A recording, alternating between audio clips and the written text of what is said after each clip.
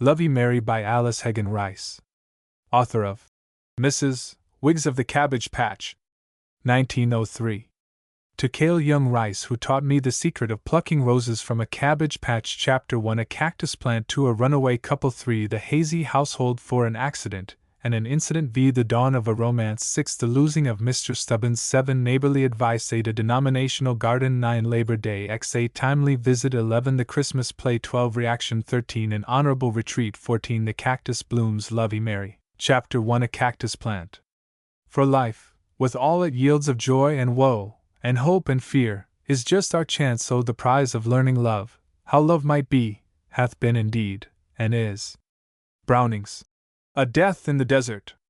Everything about Lovey Mary was a contradiction, from her hands and feet, which seemed to have been meant for a big girl, to her high ideals and aspirations, that ought to have belonged to an amiable one. The only ingredient which might have reconciled all the conflicting elements in her chaotic little bosom was one which no one had ever taken the trouble to supply. When Miss Bell, the matron of the home, came to receive Lovey Mary's confession of repentance, she found her at an upstairs window making hideous faces and kicking the furniture. The depth of her repentance could always be gauged by the violence of her conduct. Miss Bell looked at her as she would have looked at one of the hieroglyphs on the obelisk. She had been trying to decipher her for 13 years. Miss Bell was stout and prim, a combination which was surely never intended by nature. Her gray dress and tight linen collar and cuffs gave the uncomfortable impression of being sewed on, while her rigid black water waves seemed irrevocably painted upon her high forehead. She was a routinist. She believed in system, she believed in order, and she believed that godliness was akin to cleanliness. When she found an exception to a rule, she regarded the exception in the light of an error. As she stood, brush in hand, before Lovey Mary, she thought for the 100th time that the child was an exception. "Stand up," she said firmly but not unkindly. "I thought you had too much sense to do your hair that way. Come back to the bathroom, and I will arrange it properly." Lovey Mary gave a farewell kick at the wall before she followed Miss Bell. One side of her head was covered with tight black ringlets, and the other bristled with curl papers. "When I was a little girl," said Miss Bell, running the wet comb ruthlessly through the treasured curls, "the smoother my hair was the better I liked it. I used to brush it down with soap and water to make it stay." Lovey Mary looked at the water waves and sighed. "If you're ugly you never can get married with anybody, can you, Miss Bell?" she asked in a spirit of earnest inquiry. Miss Bell's back became stiffer, if possible, than before. "Marriage isn't the only thing in the world. The homelier you are, the better chance you have of being good. Now the Lord meant you to be plain," assisting Providence by drawing the braids so tight that the girl's eyebrows were elevated with the strain. "If He had meant you to have curls, He would have given them to you." Illustration. "Now the Lord meant you to be plain." "Well, didn't He want me to have a mother and father?" burst forth Lovey Mary, indignantly. "Or clothes, or money, or nothing? Can't I ever get nothing at all 'cause I wasn't started out with nothing?" Miss Bell was too shocked to reply. She gave a final brush to the sleek, wet head and turned sorrowfully away. Lovey Mary ran after her and caught her hand. "I'm sorry," she cried impulsively. "I want to be good. Please, please." Miss Bell drew her hand away coldly. "You needn't go to Sabbath school this morning," she said in an injured tone. "You can stay here and think over what you have said. I am not angry with you. I never allow myself to get angry. I don't understand, that's all. You are such a good girl about some things and so unreasonable about others. With a good home, good clothes, and kind treatment, what else could a girl want?" Receiving no answer to this inquiry, Miss Bell adjusted her cuffs and departed with the conviction that she had done all that was possible to throw light upon a dark subject. Lovey Mary, left alone, shed bitter tears on her clean gingham dress. 13 years ought to reconcile a person even to gingham dresses with white china buttons down the back, and round straw hats bought at wholesale. But Lovey Mary's rebellion of spirit was something that time only served to increase. It had started with Kate Ryder, who used to pinch her, and laugh at her, and tell the other girls to get on to her curves. Curves had signified something dreadful to Lovey Mary, she would have experienced real relief could she have known that she did not possess any. It was not Kate Ryder, however, who was causing the present tears. She had left the home 2 years before, and her name was not allowed to be mentioned even in whispers. Neither was it rebellion against the work that had cast Lovey Mary into such depths of gloom. 14 beds had been made, 14 heads had been combed, and 14 wriggling little bodies had been cheerfully buttoned into starchy blue ginghams exactly like her own. Something deeper and more mysterious was fermenting in her soul, something that made her long passionately for the beautiful things of life, for love and sympathy and happiness, something that made her want to be good, yet tempted her constantly to rebel against her environs. It was just the world-old spirit that makes the various little weeds struggle through a chink in the rock and reach upward toward the sun. "What's the matter with your hair, Lovey Mary? It looks so funny," asked a small girl, coming up the steps. "If anybody asks you, tell 'em you don't know," snapped Lovey Mary. "Well, Miss Bell says for you to come down to the office," said the other unabashed. "There's a lady down there, a lady and a baby. Me and Susie peeked in. Miss Bell made the lady cry, she made her wipe the powders off her complexion." "And she sent for me?" asked Lovey Mary incredulously. Such a ripple in the still waters of the home was sufficient to interest the most disconsolate. "Yes, and me and Susie's going to peek some more."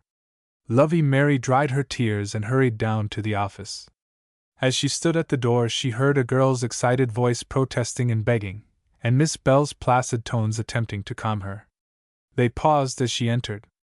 "Mary," said Miss Bell, "you remember Kate Ryder? She has brought her child for us to take care of for a while. Have you room for him in your division?" As Lovey Mary looked at the gaily dressed girl on the sofa, her animosity rekindled. It was not Kate's bold black eyes that stirred her wrath, nor the hard red lips that recalled the taunts of other days. It was the sight of the auburn curls gathered in tantalizing profusion under the brim of the showy hat. "Mary, answer my question," said Miss Bell sharply. With an involuntary shudder of repugnance, Lovey Mary drew her gaze from Kate and murmured, "Yes, Em. Then you can take the baby with you," continued Miss Bell, motioning to the sleeping child.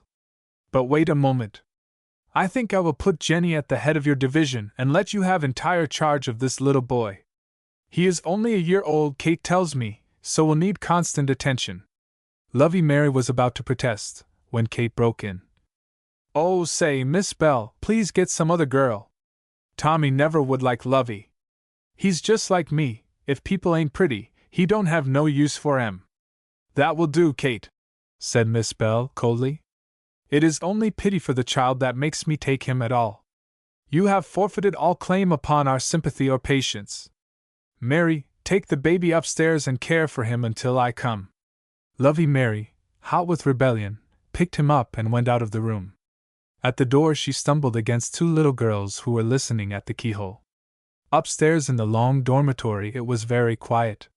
The children had been marched away to Sunday school, and only Lovey Mary and the sleeping baby were on the 2nd floor. The girl sat beside the little white bed and hated the world as far as she knew it. She hated Kate for adding this last insult to the old score. She hated Miss Bell for putting this new burden on her unwilling shoulders. She hated the burden itself, lying there before her so serene and unconcerned, and most of all she hated herself. "I wished I was dead," she cried passionately. "The harder I try to be good, the meaner I get. Everybody blames me, and everybody makes fun of me. Ugly old face, and ugly old hands, and straight old rat-tail hair. It ain't no wonder that nobody loves me. I just wish I was dead." The sunshine came through the window and made a big white patch on the bare floor, but Lovey Mary sat in the shadow and disturbed the Sunday quiet by her heavy sobbing. At noon, when the children returned, the noise of their arrival woke Tommy. He opened his round eyes on a strange world, and began to cry lustily. One child after another tried to pacify him, but each friendly advance increased his terror. "Leave him be!" cried Lovey Mary. "Them hats is enough to skeer him into fits."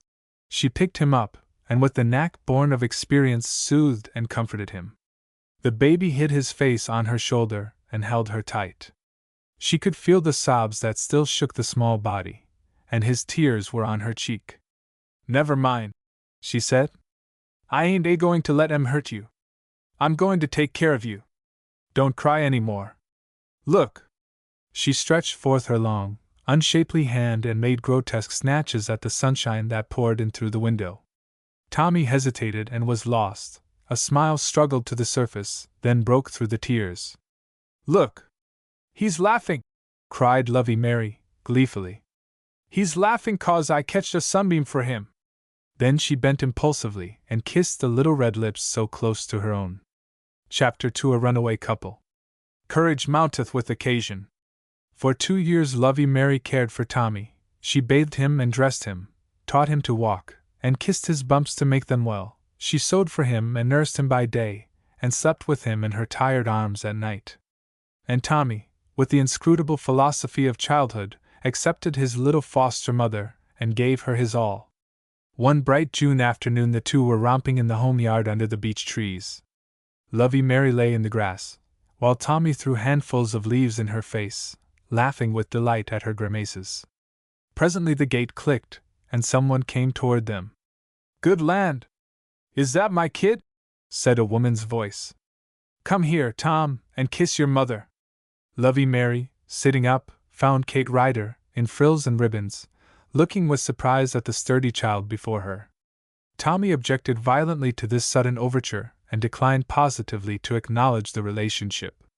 In fact, when Kate attempted to pull him to her, he fled for protection to Lovey Mary and cast belligerent glances at the intruder.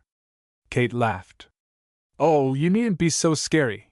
You might as well get used to me, for I am going to take you home with me. I bet he's a corker, ain't he, Lovey? He used to bawl all night. Sometimes I'd have to spank him 2 or 3 times. Lovey Mary clasped the child closer and looked up in dumb terror. Was Tommy to be taken from her? Tommy to go away with Kate? "Great Scott!" exclaimed Kate, exasperated at the girl's manner. "You are just as ugly and foolish as you used to be. I'm going in to see Miss Bell." Lovey Mary waited until she was in the house, then she stole noiselessly around to the office window. The curtain blew out across her cheek, and the swaying lilacs seemed to be trying to count the china buttons on her back, but she stood there with staring eyes and parted lips, and held her breath to listen. Illustration with caption: "Come here, Tom, and kiss your mother." "Of course," Miss Bell was saying, measuring her words with due precision. "If you feel that you can now support your child and that it is your duty to take him, we cannot object. There are many other children waiting to come into the home. And yet," Miss Bell's voice sounded human and unnatural, "yet I wish he could stay.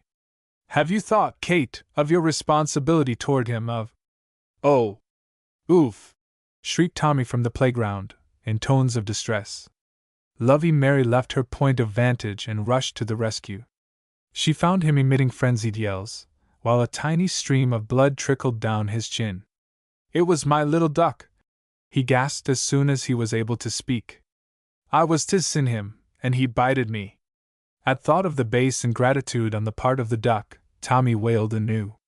Lovey Mary led him to the hydrant and bathed the injured lip, while she soothed his feelings. Suddenly a wave of tenderness swept over her. She held his chubby face up to hers and said fervently, "Tommy, do you love me?" "Yes," said Tommy, with a reproachful eye on the duck. "Yes, I YUV to YUV. I don't YUV to tis, though. But me, Tommy, me. Do you love me?" "Yes," he answered gravely. $1.50. "Whose little boy are you?" "UVZ boy." Satisfied with this catechism, she put Tommy in care of another girl and went back to her post at the window. Miss Bell was talking again. "I will have him ready tomorrow afternoon when you come. His clothes are all in good condition. I only hope, Kate, that you will care for him as tenderly as Mary has. I am afraid he will miss her sadly. If he's like me, he'll forget about her in 2 or 3 days," answered the other voice. "It always was out of sight, out of mind with me." Miss Bell's answer was indistinct, and in a few minutes Lovey Mary heard the hall door close behind them. She shook her fists until the lilacs trembled. "She shan't have him," she whispered fiercely. She shan't let him grow up wicked like she is. I won't let him go. I'll hide him, Suddenly she grew very still, and for a long time crouched motionless behind the bushes. The problem that faced her had but one solution, and Lovey Mary had found it.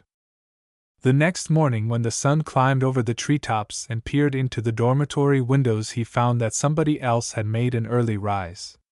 Lovey Mary was sitting by a wardrobe making her last will and testament. From the neatly folded pile of linen she selected a few garments and tied them into a bundle. Then she took out a cigar box and gravely contemplated the contents. There were 2 narrow hair ribbons which had evidently been one wide ribbon, a bit of rock crystal, for papered dolls, a soiled picture book with some other little girl's name scratched out on the cover, and 2 shining silver dollars. These composed Lovey Mary's worldly possessions. She tied the money in her handkerchief and put it in her pocket, then got up softly and slipped about among the little white beds, distributing her treasures. I'm mad at Susie, she whispered, pausing before a tousled head.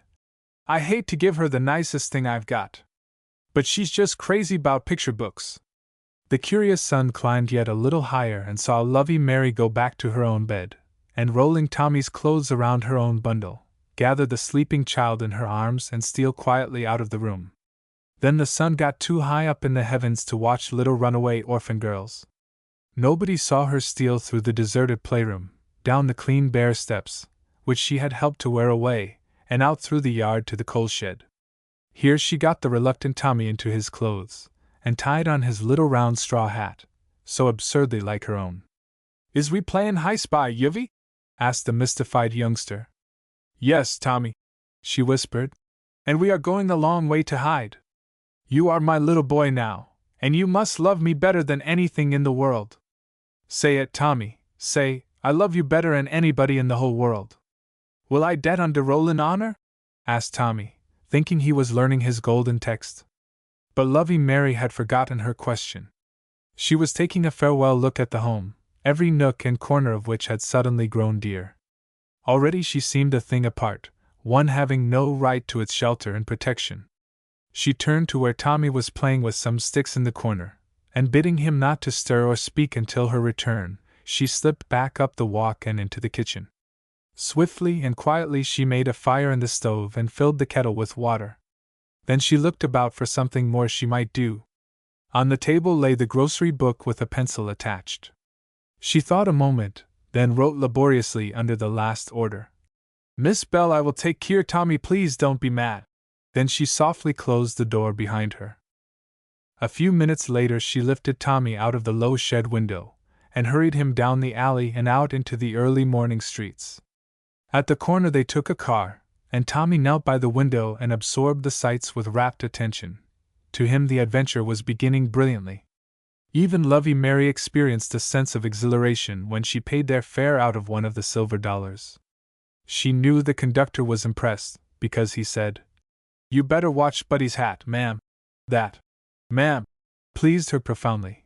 It caused her unconsciously to assume Miss Bell's tone and manner as she conversed with the back of Tommy's head. We'll go out on the avenue, she said. We'll go from house to house till I get work. Most anybody would be glad to get a handy girl that can cook and wash and sew, only I ain't very big, and then there's you. Ain't that a big house? Shouted Tommy, halfway out of the window. Yes, don't talk so loud. That's the courthouse. Where they make court plaster at? Inquired Tommy shrilly. Lovey Mary glanced around uneasily. She hoped the old man in the corner had not heard this benighted remark. All went well until the car reached the terminal station. Here Tommy refused to get off. In vain Lovey Mary coaxed and threatened. It'll take us right back to the home, she pleaded. Be a good boy and come with Lovey. I'll buy you something nice. Tommy remained obdurate. He believed in letting well enough alone. The joys of a streetcar ride were present and tangible. Something nice was vague, unsatisfying. Don't your little brother want to get off? Asked the conductor, sympathetically. No, sir, said Lovey Mary, trying to maintain her dignity while she struggled with her charge. If you please, sir, would you mind holding his feet while I loosen his hands? Tommy, shrieking indignant protests, was borne from the car and deposited on the sidewalk. "Don't you dare get limber!" threatened Lovey Mary.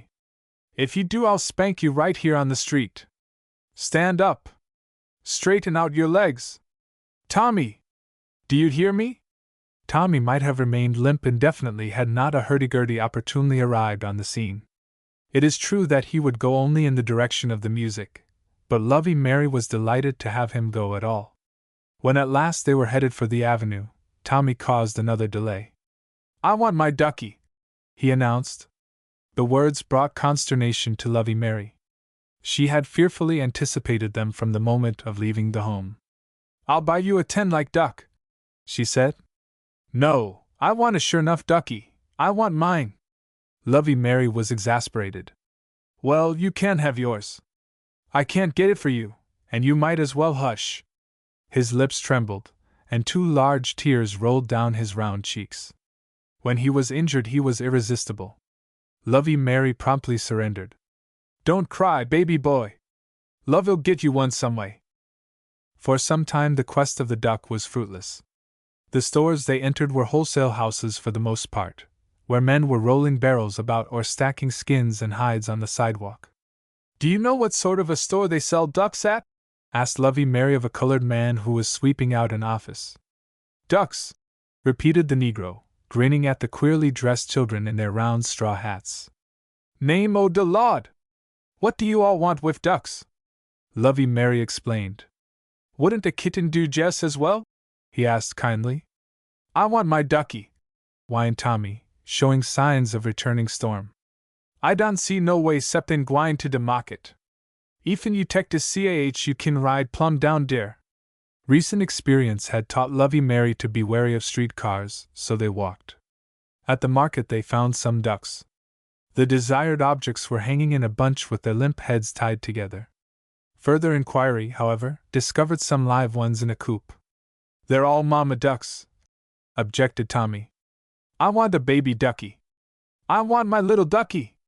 When he found he could do no better, he decided to take one of the large ones.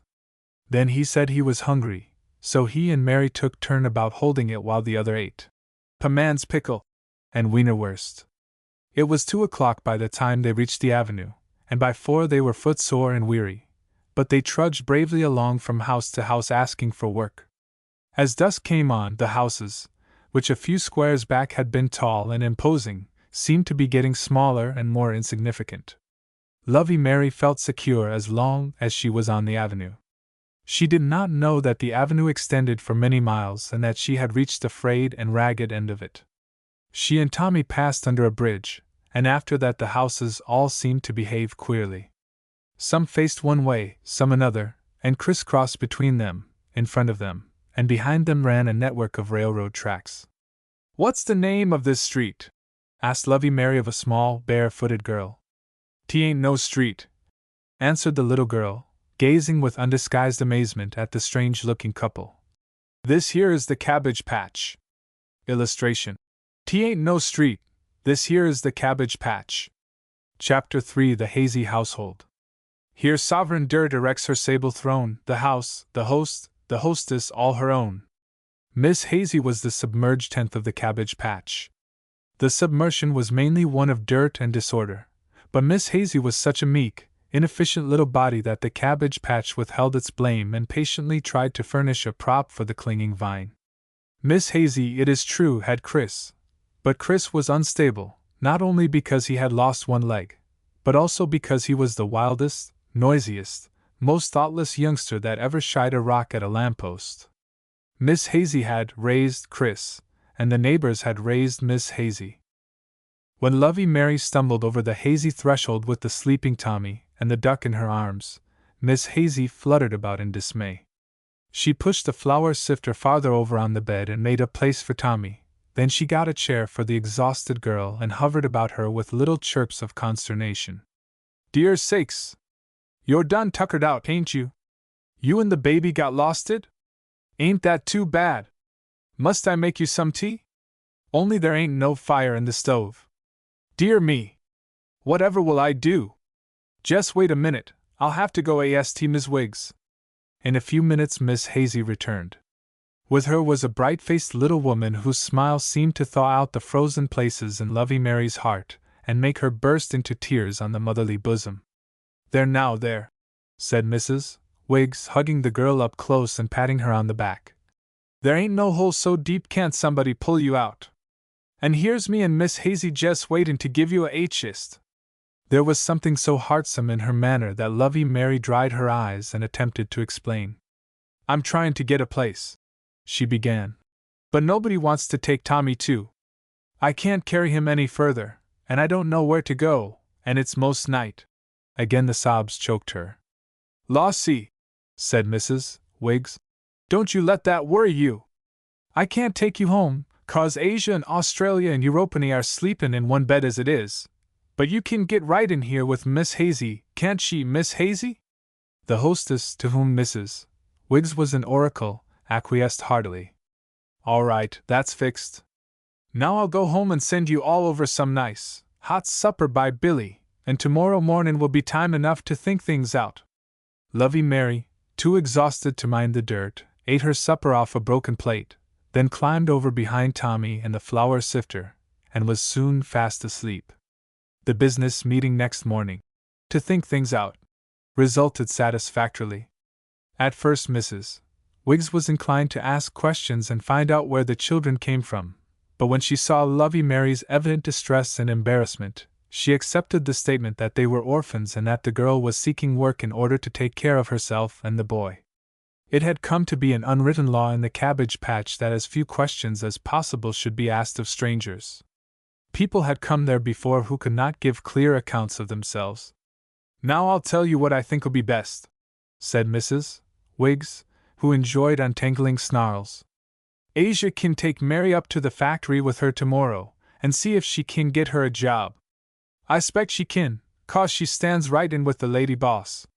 Miss Hazy, me and you can keep eye on the baby between us. If Mary gets a place she can pay you so much a week, and that'll help us all out, 'cause then we won't have to send in so many outside victuals. If she could make $3 and Chris 3, you all could get along right pert." Lovey Mary stayed in the house most of the day. She was almost afraid to look out of the little window, for fear she should see Miss Bell or Kate Ryder coming. She sat in the only chair that had a bottom and diligently worked buttonholes for Miss Hazy. "Looks like there ain't never no time to clean up," said Miss Hazy, apologetically, as she shoved Chris's Sunday clothes and a can of coal oil behind the door. Lovey Mary looked about her and sighed deeply. The room was brimful and spilling over. Trash, tin cans, and bottles overflowed the window sills. A crippled rocking chair, with a faded quilt over it, stood before the stove, in the open oven of which Chris's shoe was drying. An old sewing machine stood in the middle of the floor, with Miss Hazy's sewing on one end of it and the uncleared dinner dishes on the other. Mary could not see under the bed, but she knew from the day's experience that it was used as a combination storeroom and wardrobe. She thought of the home with its bare, clean rooms and its spotless floors. She rose abruptly and went out to the rear of the house, where Tommy was playing with Europena Wiggs. They were absorbed in trying to hitch the duck to a spool box, and paid little attention to her. "Tommy," she said, clutching his arm, "don't you want to go back?" But Tommy had tasted freedom. He had had one blissful day unwashed, uncombed, and uncorrected. "No," he declared stoutly. "I'm doing to stay to this house and play with Europena." "Then," said Mary, with deep resignation, "the only thing for me to do is to try to clean things up." When she went back into the house, she untied her bundle and took out the remaining $1. "I'll be back soon," she said to Miss Hazy as she stepped over a basket of potatoes. "I'm just going over to Mrs. Wiggs's a minute." She found her neighbor alone, getting supper. "Please, ma'am," she plunged into her subject at once, "have any of your girls a dress for sale? I've got $1 to buy it." Mrs. Wiggs turned the girl around and surveyed her critically. "Well, I don't know as I blame you fair wantin' to get shut of that one. There ain't more 'n room enough fair one leg in that skirt, let alone two. And what was the sense in them big shiny buttons?" "I don't know as it makes much difference," said Lovey Mary, disconsolately. "I'm so ugly, nothing could make me look nice." Mrs. Wiggs shook her by the shoulders good-naturedly. "Now here," she said, "don't you go and get sorry fare yourself. That's one thing I can't stand in nobody. There's always lots of other folks you can be sorry fare 'stead of yourself. Ain't you proud you ain't got a hair lip? Why, that one thought is enough to keep me from ever gettin' sorry fare myself." Mary laughed, and Mrs. Wiggs clapped her hands. "That's what your face needs, smiles. I never see anything make such a difference. But now about the dress. Yes, indeed, Asia has got dresses to give way. She gets them from Mrs. Redden. Her husband is Mr. Bob, Billy's boss. He's a newspaper editress and rich as cream. Mrs. Redden is a fallen angel, if there ever was one on this earth. She sends all sorts of clothes to Asia, and I warm 'em over and boil 'em down till they're her size. Asia minor," she called to a girl who was coming in the door. "This here is Mary, Lovey Mary she calls herself, Miss Hazy's boarder. Have you got a dress you could give her?" "I'm going to buy it," said Mary, immediately on the defensive. She did not want them to think for a moment that she was begging. She would show them that she had money, that she was just as good as they were. "Well, Ma," the other girl was saying in a drawling voice as she looked earnestly at Lovey Mary, "seems to me she'd look prettiest in my red dress. Her hair's so nice and black and her teeth so white, I load the red would look best." Mrs. Wiggs gazed at her daughter with adoring eyes. "Ain't that the artist sticking out through her? Couldn't you tell she handles paints? Up at the factory she's got a fine job, paints flowers and resin to bathtubs. Yes, indeed, this here red one is what you must have. Keep your dollar, child. The dress never cost us a cent. Here's a nubia too you can have. It'll look better than that little hat you had on last night. That little hat worried me. It looked like the stopper was too little for the bottle. There now, take the things right home with you, and tomorrow you and Asia can start off in style." Lovey Mary, flushed with the intoxication of her first compliment, went back and tried on the dress.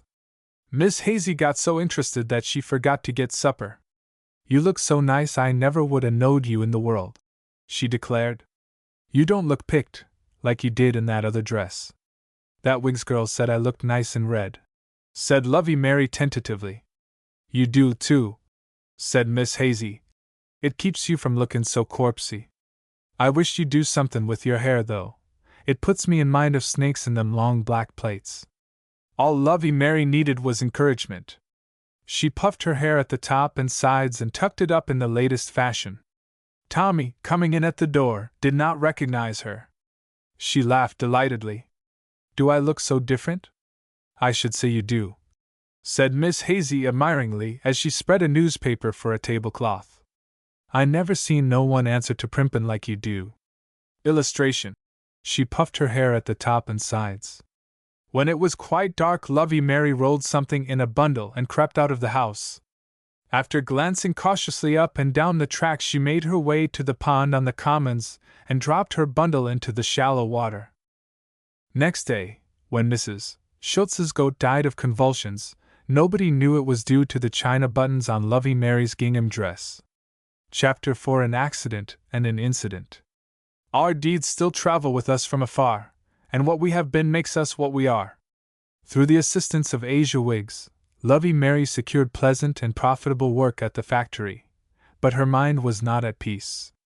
Of course, it was a joy to wear the red dress and arrange her hair a different way each morning, but there was a queer, restless little feeling in her heart that spoiled even the satisfaction of looking like other girls and earning $3 a week. The very fact that nobody took her to task, that nobody scolded or blamed her, caused her to ask herself disturbing questions. Secret perplexity had the same effect upon her that it has upon many who are older and wiser. It made her cross.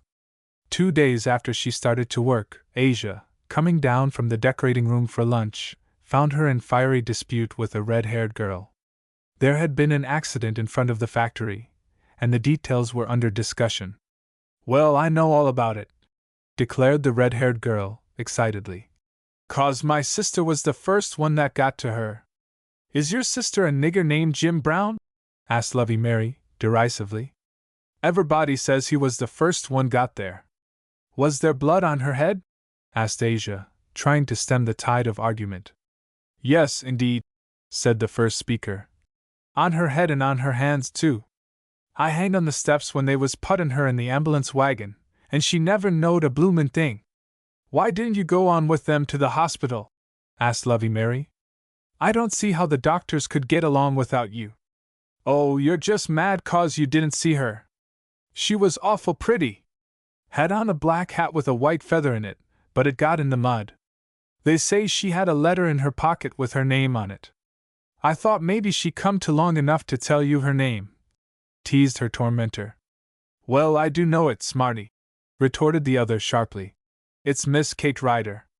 Meanwhile, in the cabbage patch, Miss Hazy and Mrs.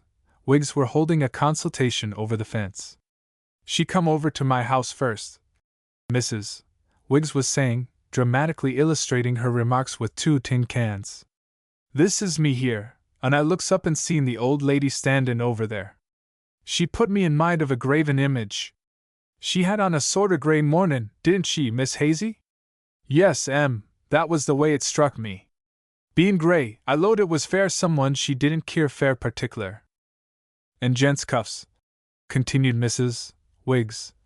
I noticed them right off. 'Scuse me, says she, snappin' her mouth open and shut like a trap. 'Scuse me, but have you seen anything of 2 strange children in this neighborhood? I th'd my apron over Lovey Mary's hat, that I was trimmin'.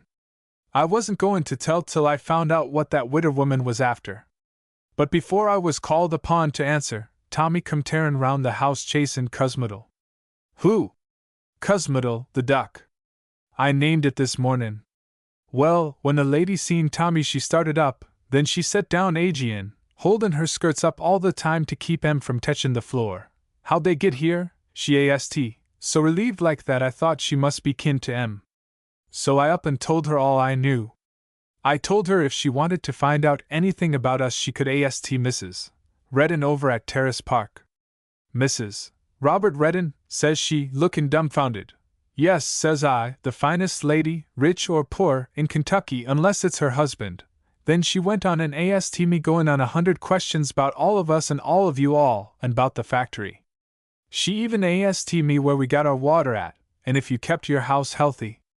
I told her Lovey Mary had made Chris carry out more than a wheelbarrow full of dirt every night since she had been here, and I guess it would be healthy by the time she got through. Illustration. She took on mighty few airs fair a person in mornin' dot. Miss Hazy moved uneasily. I told her I couldn't clean up much count of the rheumatism, and thysic, and these here dizzy spells. I bet she didn't get a chance to talk much if you got started on your symptoms, interrupted Mrs. Wiggs. Didn't you think she was a awful haughty talker? No, indeed. She took on mighty few airs fair a person in mornin'. When she riz to go, she says, real kind fair such a stern-faced woman, do the children seem well and happy? Yes, they're well, all right, says I. Tommy he's like a colt what's been stabled up all winter and is let out fair the first time. As fair Mary, I says, she seems kinder low in her mind, looks awful pestered most of the time. It won't hurt her, says the lady. Keep eye on says she, puttin' some money in my hand, and if you need any more, I'll leave it with Mrs. Redden. Then she cautioned me particular not to say nothin' about her havin' been here. She told me not to tell, too, said Miss Hazy. But I don't know what we're goin' to say to Mrs. Schultz. She most sprained her back tryin' to see who it was, and Mrs. Eichhorn come over twice it pretendin' like she wanted to borrow a corkscrew driver. Tell she was a newfangled agent, said Mrs. Wiggs, with unblushing mendacity. A agent fair shoestrings. Chapter 5 The Dawn of a Romance. There is in the worst of fortunes the best of chances for a happy change. Good land! You already so clean in here I'm feared of catchin' the niminy. Mrs. Wiggs stood in Miss Hazy's kitchen and smiled approval at the marvelous transformation. Well, now, I don't think it's right healthy, complained Miss Hazy, who was sitting at the machine, with her feet on a soapbox. So much water sloppin' round is mighty apt to give a person a cold. But Lovey Mary says she can't stand it no other way. She's mighty set, Miss Wiggs. Yes, and that's just what you need, Miss Hazy. You never was set 'bout nothin' in your life. Lovey Mary's jest took you in the house and everything in hand, and in 4 weeks got you all to livin' like white folks. I ain't claimin' she ain't sharp-tongued. I 'low she's sassed 'bout ever'body in the patch but me by now. But she's good, and she's smart, and some of her sharp corners'll get pecked off afore her hair grows much longer. Oh, mercy me! Here she comes now to get her lunch," said Miss Hazy, with chagrin. "I ain't got a thing fixed. You go on and sew. I'll mess up a little something for her. She'll stop, anyway, to talk to Tommy. Did you ever see anything to equal the way she takes on 'bout that child? She just naturally analyzes him." Lovey Mary, however, did not stop as usual to play with Tommy. She came straight to the kitchen and sat down on the doorstep, looking worried and preoccupied. "How comes it you ain't singin'?" asked Mrs. Wiggs. "If I had a voice like yourn, folks would have to stop up their ears with cotton. I just find myself watchin' for you to come home, so's I can hear you singin' them pretty duets round the house." Lovey Mary smiled faintly. For a month past she had been unconsciously striving to live up to Mrs. Wiggs's opinion of her, and the constant praise and commendation of that courageous captain of compliment had moved her to Herculean effort. But a sudden catastrophe threatened her. She sat on the doorstep, white and miserable. Held tight in the hand that was thrust in her pocket was a letter. It was a blue letter addressed to Miss Hazy in large, dashing characters. Lovey Mary had got it from the postman as she went out in the morning. For 5 hours she had been racked with doubt concerning it. She felt that it could refer but to one subject, and that was herself. Perhaps Miss Bell had discovered her hiding place, or, worse still, perhaps Kate Ryder had seen her at the factory and was writing for Tommy. Lovey Mary crushed the letter in her hand. She would not give it to Miss Hazy. She would outread Kate again. "All right, honey," called Mrs. Wiggs. "Here you are. Tea ain't much of a lunch, but it'll fill up the gaps. Me and Miss Hazy just been talkin' 'bout you." Lovey Mary glanced up furtively. Could they have suspected anything? Illustration. She sat on the doorstep, white and miserable. "Didn't your ears sorter burn? We was speakin' of the way you'd slick things up round here.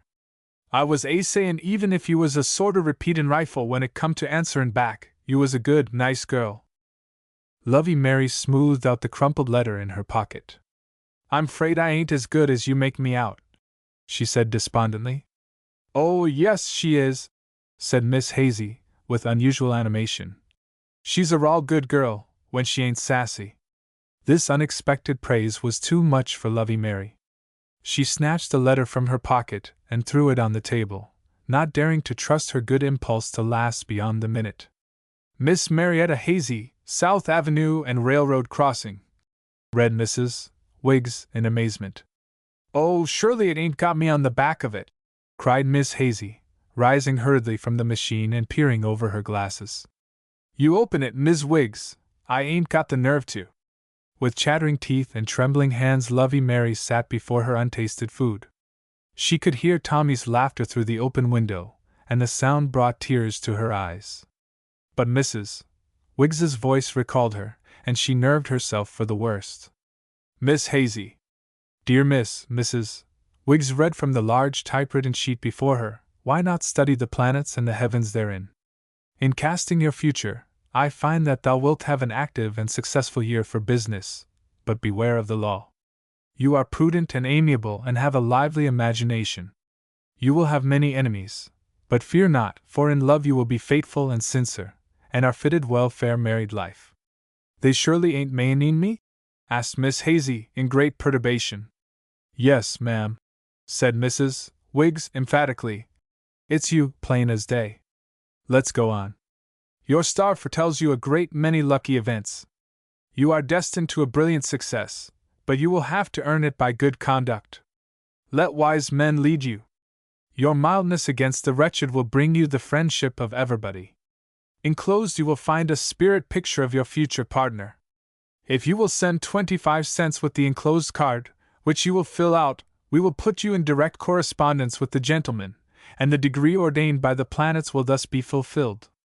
Please show this circular to your friends and oblige. Astrologer." As the reading proceeded, Lovey Mary's fears gradually diminished, and with a sigh of relief she applied herself to her lunch.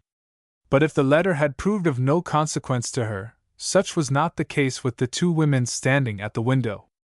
Miss Hazy was rereading the letter, vainly trying to master the contents.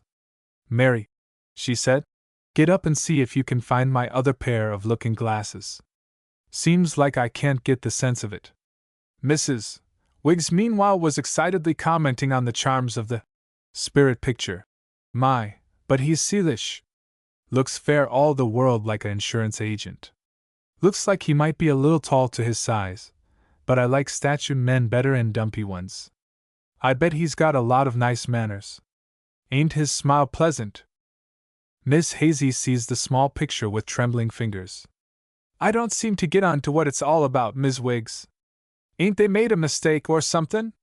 "No, indeed, there's no mistake at all," declared Mrs. Wiggs. "Your name's on the back, and it's meant fair you. Some way your name's got out as being single and neat and taken care of, and I reckon this here astrologer or conjurer or whatever he is seen your good fortune in the stars and just wanted to let you know about it." "Does he want to get married with her?" asked Lovey Mary, beginning to realize the grave importance of the subject under discussion. "Well, it may lead to that," answered Mrs. Wiggs hopefully. Surely only a beneficent providence could have offered such an unexpected solution to the problem of Miss Hazy's future. Miss Hazy herself uttered faint protests and expostulations, but in spite of herself she was becoming influenced by Mrs. Wiggs's enthusiasm. "Oh, shoo!" she repeated again and again. "I ain't never had no thought of marrying Dot." "Course you ain't," said Mrs. Wiggs. "Good enough reason, you ain't had a show before. Seems to me you'd be flyin' straight in the face of Providence to refuse a stylish, sweet smilin' man like that." "He is fine lookin'," acknowledged Miss Hazy, trying not to appear too pleased. "Only I wished his years didn't stick out so much." Mrs. Wiggs was exasperated. "Lawsee! Miss Hazy, what do you think he'll think of your figure? Have you got so much to brag on, that you can go to picking him to pieces? Do you suppose I'd a dared to judge Mr. Wiggs that-a-way? Why, Mr. Wiggs's nose was as long as a clothespin, but I would no more a thought of his nose without him than I would a thought of him without the nose." "Well, what do you think I'd orter do 'bout it?" asked Miss Hazy. "I ain't quite made up my mind," said her mentor. "I'll talk it over with the neighbors. But I 'spect, if we can skeer up a quarter, that you'll answer by the mornin's mail." That night Lovey Mary sat in her little attic room and held Tommy close to her hungry heart. All day she worked with the thought of coming back to him at night, but with night came the dustman, and in spite of her games and stories Tommy's blue eyes would get full of the sleep dust. Tonight, however, he was awake and talkative. "Ain't I dot no muvver?" he asked. "No," said Lovey Mary after a pause. "Didn't I never had no muvver?" Lovey Mary sat him up in her lap and looked into his round, inquiring eyes. Her very love for him hardened her heart against the one who had wronged him. "Yes, darling, you had a mother once, but she was a bad mother, a mean, bad, wicked mother. I hate her, hate her!" Lovey Mary's voice broke in a sob. "Marie, ah, Marie!" called Miss Hazy up the stairs. "You'll have to come down here to Chris. He's went to sleep with all his clothes on close my bed, and I can't get him up." Lovey Mary tucked Tommy under the cover and went to Miss Hazy's assistance. "One night I had to set up all night 'cause he wouldn't get up," complained Miss Hazy, in hopelessly injured tones. Lovey Mary wasted no time in idle coaxing. She seized a broom and rapped the sleeper sharply on the legs. His peg stick was insensible to this insult, but one leg kicked a feeble protest. In vain Lovey Mary tried violent measures. Chris simply shifted his position and slumbered on. Finally she resorted to strategy. "Listen, Miss Hazy! Ain't that the fire engine?" In a moment Chris was hanging half out of the window, demanding, "Where at? You great big lazy boy!" scolded Lovey Mary, as she put Miss Hazy's bed in order. "I'll get you to behaving mighty different if I stay here long enough. What's this?" she added, pulling something from under Miss Hazy's pillow. "Oh, it ain't nothin'," cried Miss Hazy, reaching for it eagerly. But Lovey Mary had recognized the spirit picture. Chapter 6: The Losing of Mr. Stubbins. Love is not love which alters when it alteration finds, or bends with the remover to remove. If the Cabbage Patch had pinned its faith upon the efficiency of the matrimonial agency in regard to the disposal of Miss Hazy, it was doomed to disappointment. The events that led up to the final catastrophe were unique in that they cast no shadows before. Illustration: Mrs. Wiggs took pictures from her walls and chairs from her parlor to beautify the house of Hazy. Miss Hazy's letters, dictated by Mrs. Wiggs and penned by Lovey Mary, were promptly and satisfactorily answered. The original of the spirit picture proved to be one Mr. Stubbins, a prominent citizen of Baghdad Junction who desired to marry someone in the city. The lady must be of good character and without encumbrances. That's all right, Mrs. Wiggs had declared. You needn't have no encumbrances. If he'll take care of you, we'll all look after Chris. The wooing had been ideally simple. Mr. Stubbins, with the impetuosity of a new lover, demanded an early meeting. It was a critical time, and the Cabbage Patch realized the necessity of making the first impression a favorable one. Mrs. Wiggs took pictures from her walls and chairs from her parlor to beautify the house of Hazy. Old Mrs. Schultz, who was confined to her bed, sent over her black silk dress for Miss Hazy to wear. Mrs. Eichhorn, with deep insight into the nature of man, gave a pound cake and a pumpkin pie. Lovey Mary scrubbed, and dusted, and cleaned, and superintended the toilet of the bride-elect. The important day had arrived, and with it Mr. Stubbins. To the many eyes that surveyed him from behind shutters and half-open doors he was something of a disappointment. Mrs. Wiggs's rosy anticipations had invested him with the charms of an Apollo, while Mr. Stubbins, in reality, was far from godlike. "My land! He's lanker and a beanpole!" exclaimed Mrs. Eichhorn in disgust. But then Mrs. Eichhorn weighed 200, and her judgment was warped.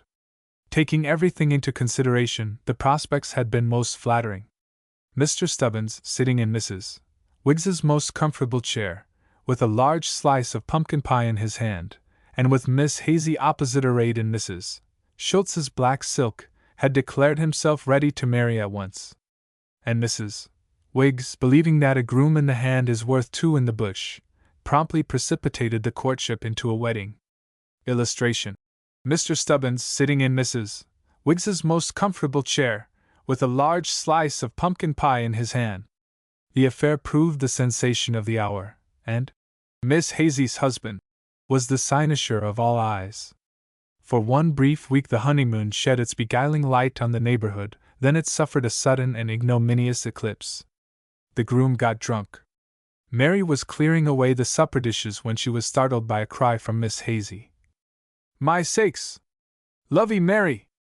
Look at Mr. Stubbins comin' up the street! Do you s'pose he's had a stroke?" Lovey Mary ran to the window and beheld the prominent citizen of Baghdad Junction, in a state of unmistakable intoxication. He was bareheaded and hilarious, and used the fence as a life-preserver. Miss Hazy wrung her hands and wept. "Oh, what'll I do?" she wailed. "I do believe he's had something to drink. I ain't going to stay and meet him, Mary, I'm going to hide. I always was skeered of drunken men." "I'm not," said Mary stoutly. "You go on up in my room and lock the door. I'm going to stay here and keep him from messing up this kitchen. I want to tell him what I think of him, anyhow. I just hate that man." "I believe you do too, Miss Hazy." Miss Hazy wept afresh. "Well, he ain't my kind, Mary. I know I'd hadn't orter marry him, but it 'pears like every woman sorter wants to try gettin' married oncet anyways. I never would 'a' done it though if Mrs. Wiggs hadn't 'a' sicked me on." By this time Mr. Stubbins had reached the yard, and Miss Hazy fled. Lovey Mary barricaded Tommy in a corner with his playthings and met the delinquent at the door. Her eyes blazed and her cheeks were aflame. This modern David had no stones and sling to slay her Goliath. She had only a vocabulary full of stinging words which she hurled forth with indignation and scorn. Mr. Stubbins had evidently been abused before, for he paid no attention to the girl's wrath. He passed jauntily to the stove and tried to pour a cup of coffee, The hot liquid missed the cup and streamed over his wrist and hand. Howling with pain and swearing vociferously, he flung the coffee pot out of the window, kicked a chair across the room, then turned upon Tommy, who was adding shrieks of terror to the general uproar. "Stop that infernal yelling!" he cried savagely, as he struck the child full in the face with his heavy hand. Lovey Mary sprang forward and seized the poker. All the passion of her wild little nature was roused. She stole up behind him as he knelt before Tommy, and lifted the poker to strike. A pair of terrified blue eyes arrested her. Tommy forgot to cry, in sheer amazement at what she was about to do. Ashamed of herself, she threw the poker aside, and taking advantage of Mr. Stubbins's crouching position, she thrust him suddenly backward into the closet. The maneuver was a brilliant one, for while Mr. Stubbins was unsteadily separating himself from the debris into which he had been cast, Lovey Mary slammed the door and locked it. Then she picked up Tommy and fled out of the house and across the yard. Mrs.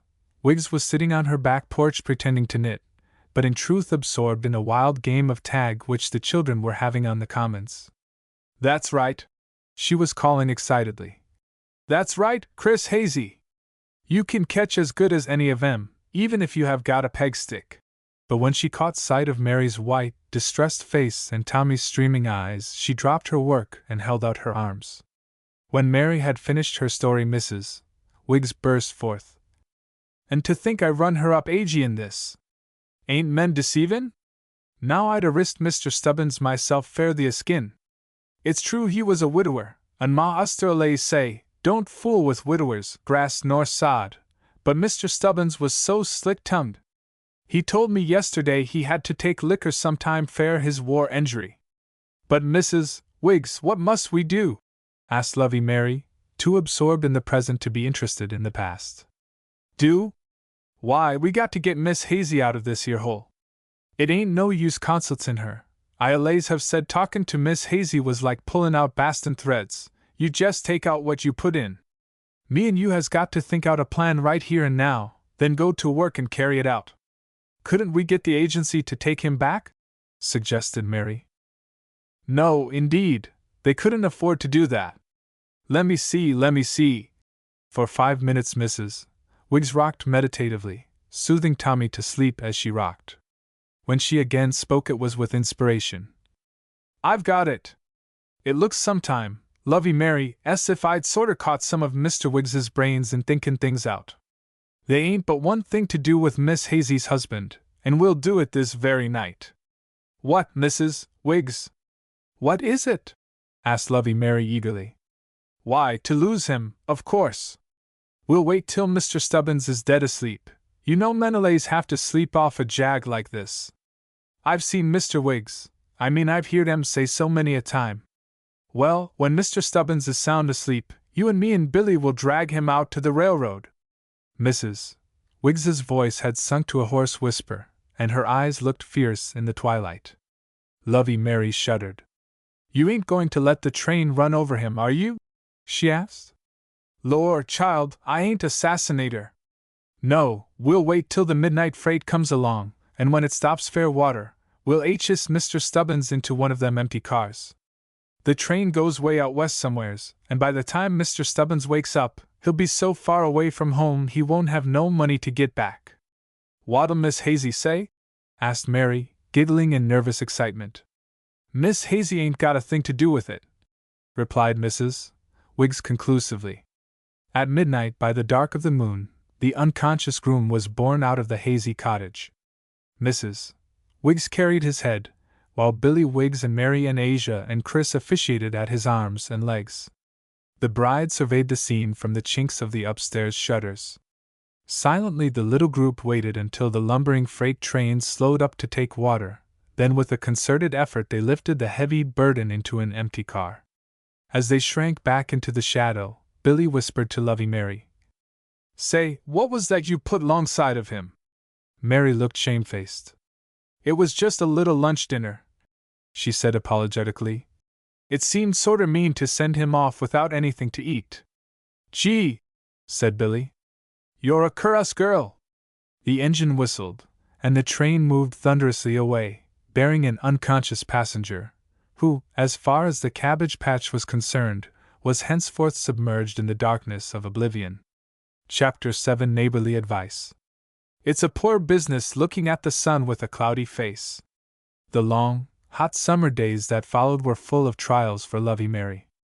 Day after day the great unwinking sun glared savagely down upon the cabbage patch, upon the stagnant pond, upon the gleaming rails, upon the puffing trains that pounded by hour after hour. Each morning found Lovey Mary trudging away to the factory, where she stood all day counting and sorting and packing tiles.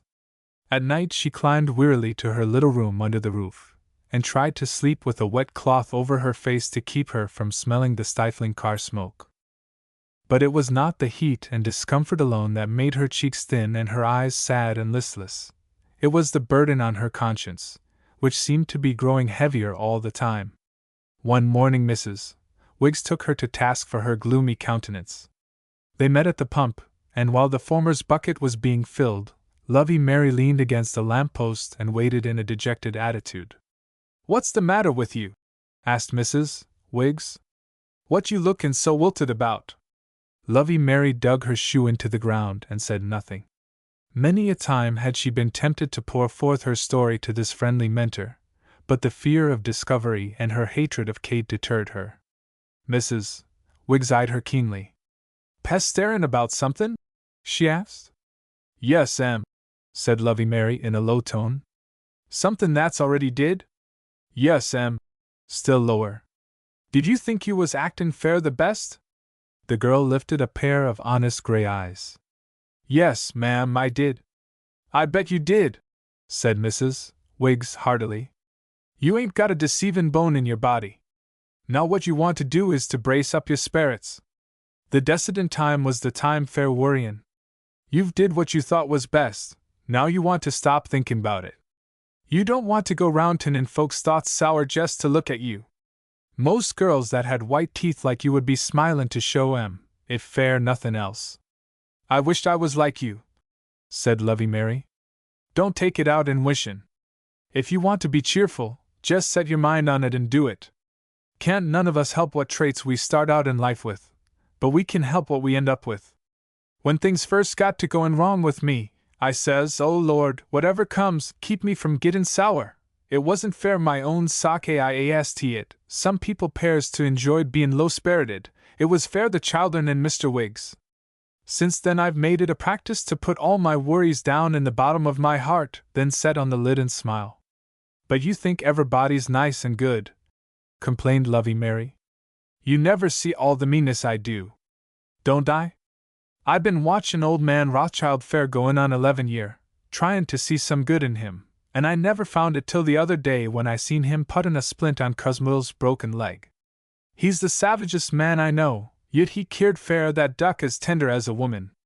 But it ain't jest seein' the good in folks and sayin' nice things when you're feelin' good.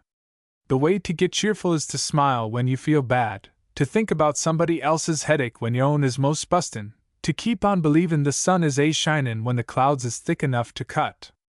Nothin' helps you to it like thinkin' more about other folks than about yourself." "I think 'bout Tommy first," said Lovey Mary. "Yes, you certainly do your part by him. If my children wore stockin's and got as many holes in 'em as he does, I'd work buttonholes in 'em at the start fair the toes to come through. But even Tommy wants somethin' besides darns. Why don't you let him go barefoot on Sundays, too, and take the time you been mendin' fair him to play with him? I want to see them pretty smiles come back in your face, Aegean." In a subsequent conversation with Miss Hazy, Mrs. Wiggs took a more serious view of Lovey Mary's depression. "She jest makes me want to cry, she's so subdued like. I never see anybody change so in my life. It you'd jest be a relief to hear her sass some of us like she uster. She told me she never had nobody make over her like we all did, and it sorter made her shamed. Law see, if kindness is goin' to kill her, I think we'd better fuss at her some. 'Pears to me like she's got nervous sensations," said Miss Hazy. "She jumps up in her sleep, and talks 'bout folks and things I never heerd tell of." "That's exactly what ails her," agreed Mrs. Wiggs. "It's nerves, Miss Hazy. To my way of thinkin', nerves is worser than tumors and cancers. Look at old Mrs. Schultz. She's got the dropsy so bad you can't tell whether she's settin' down or standin' up, yet she ain't got a nerve in her body, and has most as good a time as other folks. We can't let Lovey Mary go on with these here nerves, no tellin' where they'll land her at.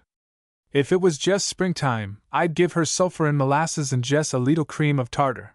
That, used along with eggshell tea, is the outbeatenest tonic I ever seen. But I never would run agey in the seasons. Seems to me I've heerd Yalleroot spoke of fair killin' nerves. I don't 'spect we could get no Yalleroot round here. What's the matter with Miss Viney? I bet it grows in her garden thick as hairs on a dog's back. Let's send Lovey Mary out there to get some, and we'll just repeat the dose on her till it takes some hold. I ain't puttin' much stock in Miss Viney, demurred Miss Hazy. I've heerd she was a novelist reader, and she ain't even a church member. And do you set up to jedge her? Asked Mrs. Wiggs in fine scorn. Miss Viney's got more sense in her little finger than me and you has got in our whole heads. She can doctor better with them yarbs of hers than any physician I know. As to her not being a member, she lives right and helps other folks, and that's more than lots of members does. Besides, she added conclusively, Mr. Wiggs himself wasn't no church member. Chapter 8 A Denominational Garden. Oh, mickle is the powerful grace that lies in herbs, plants, stones, and their true qualities, for naught so vile that on the earth doth live but to the earth some special good doth give. The following Sunday being decidedly cooler, Lovey Mary was started off to Miss Viney's in quest of yellowroot. She had protested that she was not sick, but Miss Hazy, backed by Mrs. Wiggs, had insisted. If you get down sick, it would be a orful drain on me, was Miss Hazy's final argument, and the point was effective. As Lovey Mary trudged along the railroad tracks, she was unconscious of the pleasant changes of scenery. The cottages became less frequent, and the bare, dusty commons gave place to green fields. Here and there a tree spread its branches to the breezes, and now and then a snatch of bird song broke the stillness. But Lovey Mary kept gloomily on her way, her eyes fixed on the crossed eyes. The thoughts surging through her brain were dark enough to obscure even the sunshine. For 3 nights she had cried herself to sleep, and the nervous sensations were getting worse instead of better. Just 2 months since Kate was hurt, she said to herself. Soon as she gets out the hospital she'll be trying to find us again. I believe she was coming to the factory looking for me when she got run over. She'd just like to take Tommy away and send me to jail. Oh, I hate her worse all the time. I wish she was. The wish died on her lips, for she suddenly realized that it might already have been fulfilled. Someone coughed nearby, and she started guiltily. You seem to be in a right deep steady, said a voice on the other side of the fence. Lovey Mary glanced up and saw a queer-looking old woman smiling at her quizzically. A pair of keen eyes twinkled under bushy brows, and a fierce little beard bristled from her chin. When she smiled it made Lovey Mary think of a pebble dropped in a pool, for the wrinkles went rippling off from her mouth in ever-widening circles until they were lost in the gray hair under her broad-brimmed hat. Are you Miss Viney? Asked Lovey Mary, glancing at the old-fashioned flower garden beyond. Well, I been that fair 60 year. I ain't heerd of no change, answered the old lady. Miss Hazy sent me after some yellow root, said Lovey Mary, listlessly. Who fair? Me. Miss Viney took a pair of large spectacles from her pocket, put them on the tip of her nose, and looked over them critically at Lovey Mary. Stick out your tongue. Lovey Mary obeyed. Uh-huh. It's a good thing I looked. You don't no more need yalleroot than a bumblebee. You come in here on the porch and tell me what's ailing you, and I'll do my own prescriptin' dot.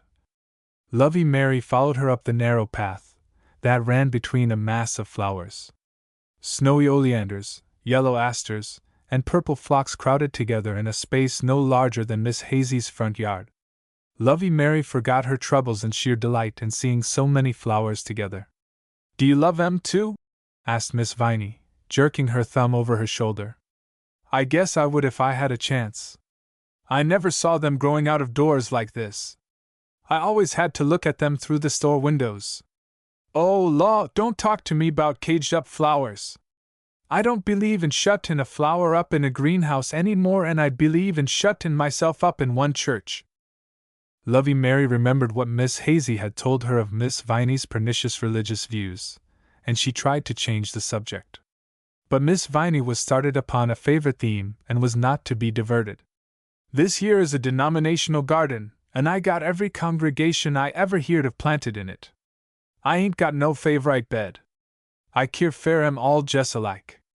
When you come to think of it, the same rule holds good in startin' a garden as does in startin' a church.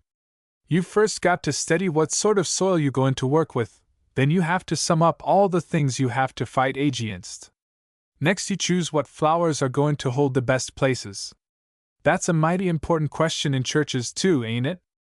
Then you go to plantin', the thicker the better, fair in both you got to allow fair a mighty fallin' off. After that you must take good care of what you got, and be sure to plant something new each year. Once in a while some of the old growths has to be thinned out, and the new upstarts and suckers has to be pulled up. Now if you'll come out here I'll show you round.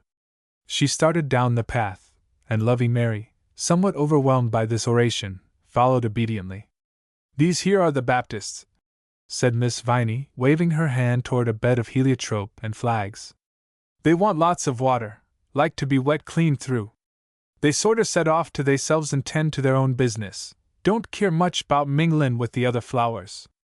Lovey Mary did not understand very clearly what Miss Viney was talking about, but she was glad to follow her in the winding paths, where new beauties were waiting at every turn. These is geraniums, ain't they? One of the girls had one, once, in a flower pot when she was sick. Yes, said Miss Viney. They're Methodist. They fall from grace and has to be revived. They like lots of encouragement in the way of sun and water. These phlox are Methodist, too. No set color, easy to grow, hardy and vigorous. Pinchin' and cuttin' back the shoots makes it flower all the better. Needs new soil every few years. Now ain't that Methodist down to the ground? Are there any Presbyterians? Asked Lovey Mary, beginning to grasp Miss Viney's meaning. Yes, indeed, they are a good, old, reliable bed. Look at all these roses and tiger lilies and dahlias. They all knew what they was going to be afore they started to grow. They was elected to it, and they'll keep on being what they started out to be clean to the very end. I know about predestination, cried Lovey Mary eagerly. Miss Bell used to tell us all those things. Who did? Lovey Mary flushed crimson. A lady I used to know, she said evasively. Miss Viney crossed the garden, and stopped before a bed of stately lilies and azaleas. These are Episcopals, she explained. Ain't they, Tony? Just look like they thought their bed was the only one in the garden. Somebody said that a lily didn't have no poor kin among the flowers. It ain't no wonder they most die of dignity. They're like the Episcopals in more ways than one. Both hates to be disturbed, both like some shade, and, confidentially, both air pretty pernickety. But to tell you the truth, ain't nothin' can touch 'em when it comes to beauty. I think all the other beds is proud of 'em, if you'd come to look into it. Why, look at weddin's and funerals. Don't all the churches call in the Episcopals and the lilies on both them occasions? Lovey Mary nodded vaguely. In here, continued Miss Viney, are the Unitarians. You may be as surprised at me fair havin' 'em in here, long with the Orthodox churches, but if the sun and the rain don't make no distinction, I don't see what right I got to put 'em on the other side of the fence. These first is Sweet William, as rich in bloom as the Unitarian is in good works, so in theyselves constant, and every little plant puttin' out a flower. Ain't there any Catholics? Asked Lovey Mary. Don't you see them hollyhocks and snowballs and lilacs? All of them are Catholics, taking up lots of room and needin' the prunin' knife pretty often, but bringin' cheer and brightness to the whole garden when it needs it most. Yes, I guess you'd have trouble thinkin' of any sect I ain't got planted. Them ferns over in the corner is Quakers. I ain't never seen no Quakers, but they tell me that they don't believe in flowerin' out, that they like coolness and shade and quiet, and are just the same the year round. These coleus plants are the apes. They are all things to all men, take on any color that's round 'em, can be the worst kind of Baptists or Presbyterians, but if left to theyselves they run back to good fair nothings. This here everlastin' is one of these here Christians that's so busy thinkin' 'bout dyin' that he forgets to live. Miss Viney chuckled as she crumbled the dry flower in her fingers. See how different this is, she said, plucking a sprig of lemon verbena. This and the mint and the sage and the lavender is all true Christians. Just by being touched they give out a influence that makes the whole world a sweeter place to live in. But after all, they can't all be alike. There's all sorts of Christians. Some stands fair sunshine, some fair shade, some fair beauty, some fair use, some up high, some down low. There's just one thing all the flowers has to unite and fight an against, that's the cankerworm, hate. If it once gets in a plant, no matter how good and strong that plant may be, it eats right down to its heart. How do you get it out, Miss Viney? Asked Lovey Mary, earnestly. Prayer and perseverance. If the Christian'll do his part, God'll do his end. You see, I'm tryin' to be to these flowers what God is to his churches. The sun, which answers to the Spirit, has to shine on 'em all, and the rain, which answers to God's mercy, has to fall on 'em all. I just watch 'em, and plan fair 'em, and shelter 'em, and love 'em, and if they do their part they're bound to grow. Now I'm going to cut you a nice bouquet to carry back to the cabbage patch. So engrossed were the two in selecting and arranging the flowers that neither thought of the yellow root, or its substitute. Nevertheless, as Lovey Mary tramped briskly back over the railroad ties with her burden of blossoms, she bore a new thought in her heart, which was destined to bring about a surer cure than any of Miss Viney's most efficient herbs. Chapter 9 Labor Day. And cloudy the day, or stormy the night, the sky of her heart was always bright. It wouldn't surprise me none if we had cyclones and tornadoes by evening, it looks so thundery outdoors. It was inconsiderate of Miss Hazy to make the above observation in the very face of the most elaborate preparations for a picnic, but Miss Hazy's evil predictions were too frequent to be effective. I'll scurry round and get another loaf of bread, said Mrs. Wiggs briskly, as she put a tin pail into the corner of the basket. Lovey Mary, you put in the eggs and get them cookies out in the stove. I promised them boys a picnic on Labor Day, and we are goin' if it snows. Awful dangerous in the woods when it storms, continued Miss Hazy. I heerd of a man oncet that would go to a picnic in the rain, and he got struck so bad it burned his shoes plump off. Must have been the same man that got drowned dead, when he was little, fair goin' and swimmin' on Sunday, answered Mrs. Wiggs, wiping her hands on her apron. Meb't he was, said Miss Hazy. Lovey Mary vibrated between the door and the window, alternating between hope and despair. She had set her heart on the picnic with the same intensity of desire that had characterized her yearning for goodness and affection and curly hair. I believe there is a tiny speck more blue, she said, scanning the heavens for the 100th time. Course there is, cried Mrs. Wiggs. And even if there ain't, we'll have the picnic anyway. I believe in having a good time when you start out to have it. If you get knocked out of one plan, you want to get yourself another right quick, before your sperrits has a chance to fall. Here comes Jake and Chris with their baskets. Suppose you wrench off your hands and go gather up the rest of the children. I spect Billy's done hitched up by this time. At the last moment Miss Hazy was still trying to make up her mind whether or not she would go. Them wills don't look none too stiddy for sich a big load, she said cautiously. Them wheels is a heap sight stiddier than your legs, declared Mrs. Wiggs. And there ain't a meeker hoss in Kentucky than Cuby. He looks like he might 'a belonged to a preacher 'stid of bein' a broken-down engine hoss. An unforeseen delay was occasioned by a heated controversy between Lovey Mary and Tommy concerning the advisability of taking Cosmodal. There ain't more than room enough to squeeze you in, Tommy, she said, let alone that fat old duck. T ain't a fat old duck. T is, too. He shan't go. You'll have to stay at home yourself if you can't be good. I feel like I was doin' to det limber, threatened Tommy. Mrs. Wiggs recognized the real danger. She also knew that discretion was the better part of valor. Here's a nice little place up here by me, just big enough for you and Cosmodal. You can set on the basket, it won't mash nothin'. If we're packed in good and tight, can't none of us fall out. When the last basket was stored away, the party started off in glee, leaving Miss Hazy still irresolute in the doorway, declaring that she almost wished she had went. The destination had not been decided upon, so it was discussed as the wagon jolted along over the cobblestones. "Let's go out past Miss Viney's," suggested Jake. "There's a bully woods out there." "Ah, no! Let's go to Tick Creek and go in Wyandotte." Mrs. Wiggs, seated high above the party and slapping the reins on Cuba's back, allowed the lively debate to continue until trouble threatened, then she interfered. "I think it would be nice to go over to the cemetery. We'd have to cross the city, but when you get out there there's plenty of grass and trees, and it runs right alongside the river." The proximity of the river decided the matter. "I won't hardly take a swim," said Jake, going through the motions, to the discomfort of the two little girls who were hanging their feet from the back of the wagon. "I'm afraid it's going to rain so hard that you can take your swim before you get there," said Lovey Mary, as the big drops began to fall. The picnic party huddled on the floor of the wagon in a state of great merriment, while Mrs. Wiggs spread an old quilt over as many of them as it would cover.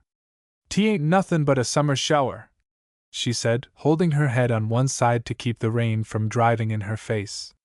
"I 'spect the sun is shining at the cemetery right now." As the rickety wagon, with its drenched and shivering load, rattled across Main Street, an ominous sound fell upon the air. 1, 2, 3. 1, 2. Mrs. Wiggs wrapped the lines about her wrists and braced herself for the struggle. But Cuba had heard the summons, his heart had responded to the old call, and with one joyous bound he started for the fire. "Hold on tight!" yelled Mrs. Wiggs. "Don't none of you fall out." "Whoa, Cubie! Whoa! I'll stop him in a minute. Hold tight!" Cuba kicked the stiffness out of his legs, and laying his ears back, raced valiantly for 5 squares neck and neck with the engine horses. But the odds were against him. Mrs. Wiggs and Chris sawing on one line, and Billy and Jake pulling on the other, proved too heavy a handicap. Within sight of the fire he came to a sudden halt. "It's the lumber yards," called Chris, climbing over the wheels. "Looks like the whole town's on fire. Let's unhitch Cubie and tie him, and stand in the wagon and watch it," cried Mrs. Wiggs, in great excitement. The boys were not content to be stationary, so they rushed away, leaving Mrs. Wiggs and the girls, with Tommy and the duck, to view the conflagration at a safe distance. For 2 hours the fire raged, leaping from one stack of lumber to another, and threatening the adjacent buildings. Every fire engine in the department was called out, the commons were black with people, and the excitement was intense. "Ain't you glad we come?" cried Lovey Mary, dancing up and down in the wagon. "We never come. We was brought," said Asia. Long before the fire was under control the sun had come through the clouds and was shining brightly. Picnics, however, were not to be considered when an attraction like this was to be had. When the boys finally came straggling back the fire was nearly out, the crowd had dispersed, and only the picnic party was left on the commons. "It's too late to start to the cemetery," said Mrs. Wiggs thoughtfully. "What do you all think of having the picnic right here and now?" The suggestion was regarded as nothing short of an inspiration. "The only trouble," continued Mrs. Wiggs, "is about the water. Were we going to get any to drink? I know one of the firemen, Pete Jenkins. If I could see him I'd ask him to pour us some out in the hose." "Gimme the pail, I'll go after him," cried Jake. "Nah, you don't, I may go in. It's my ma that knows him," said Billy. "That ain't nothin'. My uncle knows the chief of police. Can I go, Mrs. Wiggs?" Meanwhile Chris had seized the hint and the bucket, and was off in search of Mr. Peter Jenkins, whose name would prove an open sesame to that small boy's paradise, the engine side of the rope. The old quilt, still damp, was spread on the ground, and around it sat the picnic party, partaking ravenously of dry sandwiches and cheese and cheer. Such laughing and crowding and romping as there was!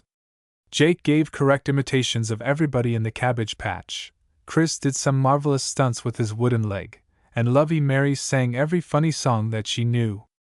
Mrs. Wiggs stood in the wagon above them, and dispensed hospitality as long as it lasted. Cuba, hitched to a fence nearby, needed no material nourishment. He was contentedly sniffing the smoke-filled air, and living over again the days of his youth. When the party reached home, tired and grimy, they were still enthusiastic over the fine time they had had. "It's just the way I said," proclaimed Mrs. Wiggs, as she drove up with a flourish. "You never can tell which way pleasure is comin'. Whoever would 'a' thought, when we aimed at the cemetery, that we'd land up at a first-class fire?" Chapter 10: A Timely Visit. The love of praise, how concealed by art, reigns more or less, and glows in every heart. Weeks and months slipped by, and the Cabbage Patch ate breakfast and supper by lamplight. Those who could afford it were laying in their winter coal, and those who could not were providently pasting brown paper over broken window panes, and preparing to keep Jack Frost at bay as long as possible. One Saturday, as Lovey Mary came home from the factory, she saw a well-dressed figure disappearing in the distance. "Who is that lady?" she demanded suspiciously of Europena Wiggs, who was swinging violently on the gate. "'T ain't no lady," said Europena. "It's my Sunday school teacher, Mrs. Redding? Uh-huh. She wants Asia to come over to her house this evenin'. Wished I could go," said Lovey Mary. "Why can't you?" asked Mrs. Wiggs, coming to the open door. "Asia would just love to show Mrs. Redding how stylish you look in that red dress. I'll curl your hair on the poker if you want me to." Any diversion from the routine of work was acceptable, so late that afternoon the two girls, arrayed in their best garments, started forth to call on the Reddings. "I wished I had some gloves," said Lovey Mary, rubbing her blue fingers. "If I'd 'a' thought about it, I'd 'a' made you some before we started. It don't take no time." Asia held out her hands, which were covered with warm red mitts. "I make 'em out'n Billy's old socks after the feets wore off." "I don't see how you know how to do so many things," said Lovey Mary, admiringly. Illustration. Asia held out her hands, which were covered with warm red mitts. "'T ain't nothin'," disclaimed Asia, modestly. "It's just the way Ma brought us up. Whenever we started out to do a thing, she made us finish it some way or 'nother. Oncet when we was all little we lived in the country. She sent Billy out on the hoss to get 2 watermelon, and told him fair him not to come home without 'em. When Billy got out to the field he found all the watermelons so big he couldn't carry one, let alone 2. What do you think he done? Come home without 'em? No, sir, he never. He jest set on the fence and thought a while, then he took off his jeans pants and put a watermelon in each leg and hanged 'em crossed old Raleigh's back and come ridin' home bare-legged. I think he's the nicest boy in the Cabbage Patch," said Lovey Mary, laughing over the incident. "He never does tease Tommy. That's 'cause he likes you. He says you've got grit. He likes the way you cleaned up Miss Hazy and stood up to Mr. Stubbins." A deeper color than even the fresh air warranted came into Lovey Mary's cheeks, and she walked on for a few minutes in pleased silence. "Don't you want to wear my gloves a while?" asked Asia. "No, my hands ain't cold any more," said Lovey Mary.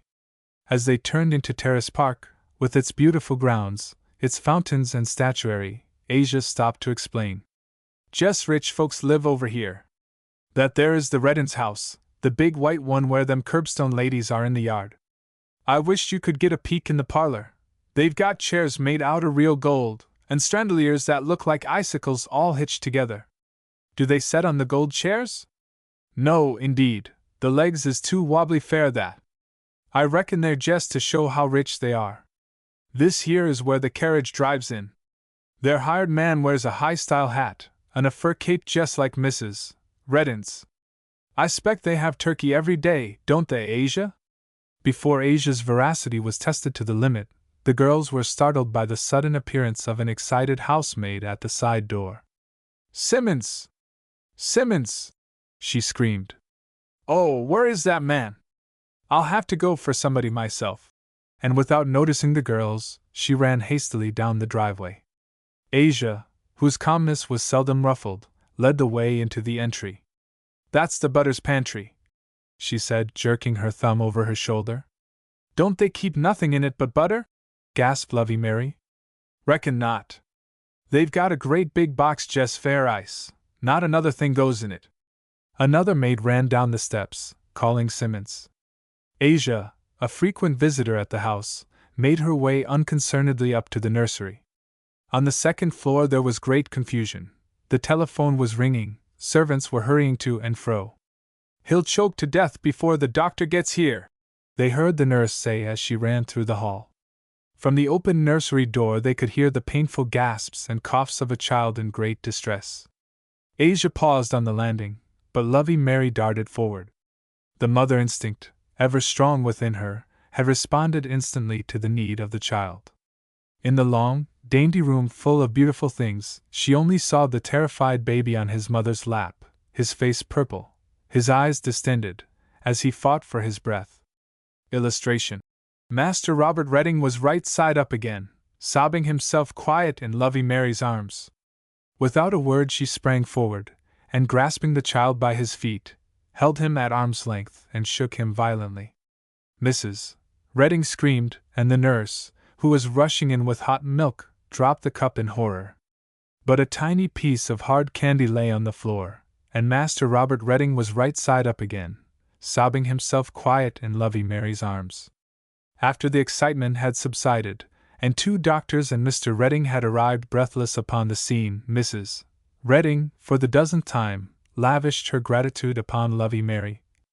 "And to think you saved my precious baby! The doctor said it was the only thing that could have saved him, yet we 4 helpless women had no idea what to do. How did you know, dear? Where did you ever see it done?" Lovey Mary, greatly abashed, faced the radiant parents, the 2 portly doctors, and the servants in the background. "I learned on Tommy," she said in a low voice. "He swallowed a penny once that we was going to buy candy with. I didn't have another, so I had to shake it out." During the laugh that followed, she and Asia escaped, but not before Mr. Redding had slipped a bill into her hand, and the beautiful Mrs. Redding had actually given her a kiss. Chapter 11. The Christmas Play. Not failure, but low aim, is crime. As the holiday season approached, a rumor began to be circulated that the Cabbage Patch Sunday School would have an entertainment, as well as a Christmas tree. The instigator of this new movement was Jake Schultz, whose histrionic ambition had been fired during his apprenticeship as super at the Opera House. "I know a man what rents costumes, and the prompt books to go with them," he said to several of the boys one Sunday afternoon. "If we all chip in we can raise the price, and get it back easy by chargin' admittance." "Ah, shucks," said Chris. "We don't know nothin' 'bout play actin' dot." "We can learn all right," said Billy Wiggs. "I'd bid to be the feller that acts on the trapeze." The other boys approving of the plan, it was agreed that Jake should call on the costumer at his earliest convenience. One night a week later Lovey Mary was getting supper when she heard an imperative rap on the door. It was Jake Schultz. He mysteriously beckoned her out on the steps, and closed the door behind them. "Have you ever acted any?" he asked. "I used to say pieces at the home," said Lovey Mary, forgetting herself. "Well, do you think you could take lead-in lady in the entertainment?" Illustration. "Have you ever acted any?" he asked. Lovey Mary had no idea what the lady was expected to lead, but she knew that she was being honored, and she was thrilled at the prospect. "I know some arm exercises, and I could sing for them," she offered. "Oh, no," explained Jake. "It's a play, a regular theater play. I got the book and the costumes down on Market Street. The man didn't have but this one set of costumes on hand, so I didn't have no choice. It's a bully play, all right though. I seen it oncet, and I know how it all ought to go. It's named Forced or something like that. I'm going to be the devil and wear a red suit, and have my face all streaked up. Billy he's going to be the other feller what stuck on the girl. He told me to ask you to be her. Your dress is white with cords and tassels on it, and the sleeves ain't sewed up. Reckon you could learn the part? We ain't going to give it all." "I can learn anything!" cried Lovey Mary, recklessly. "Already know the alphabet and the Lord's Prayer backward. Is the dress short sleeve? And does it drag in the back when you walk?" "Yep," said Jake. "And the man said you was to plait your hair in 2 parts and let 'em hang over your shoulders." I don't see why it wouldn't be pretty for you to sing something, too. Everybody is so stuck on your singing. All right, said Lovey Mary enthusiastically. You bring the book over and show me where my part's at. And, Jake, she called as he started off, you tell Billy I'll be glad to. For the next 10 days Lovey Mary dwelt in Elysium. The prompt book, the rehearsals, the consultations, filled the spare moments and threw a glamour over the busy ones. Jake, with his vast experience and unlimited knowledge of stagecraft, appealed to her in everything. He sat on a barrel and told how they did things, up to the O'Perry house.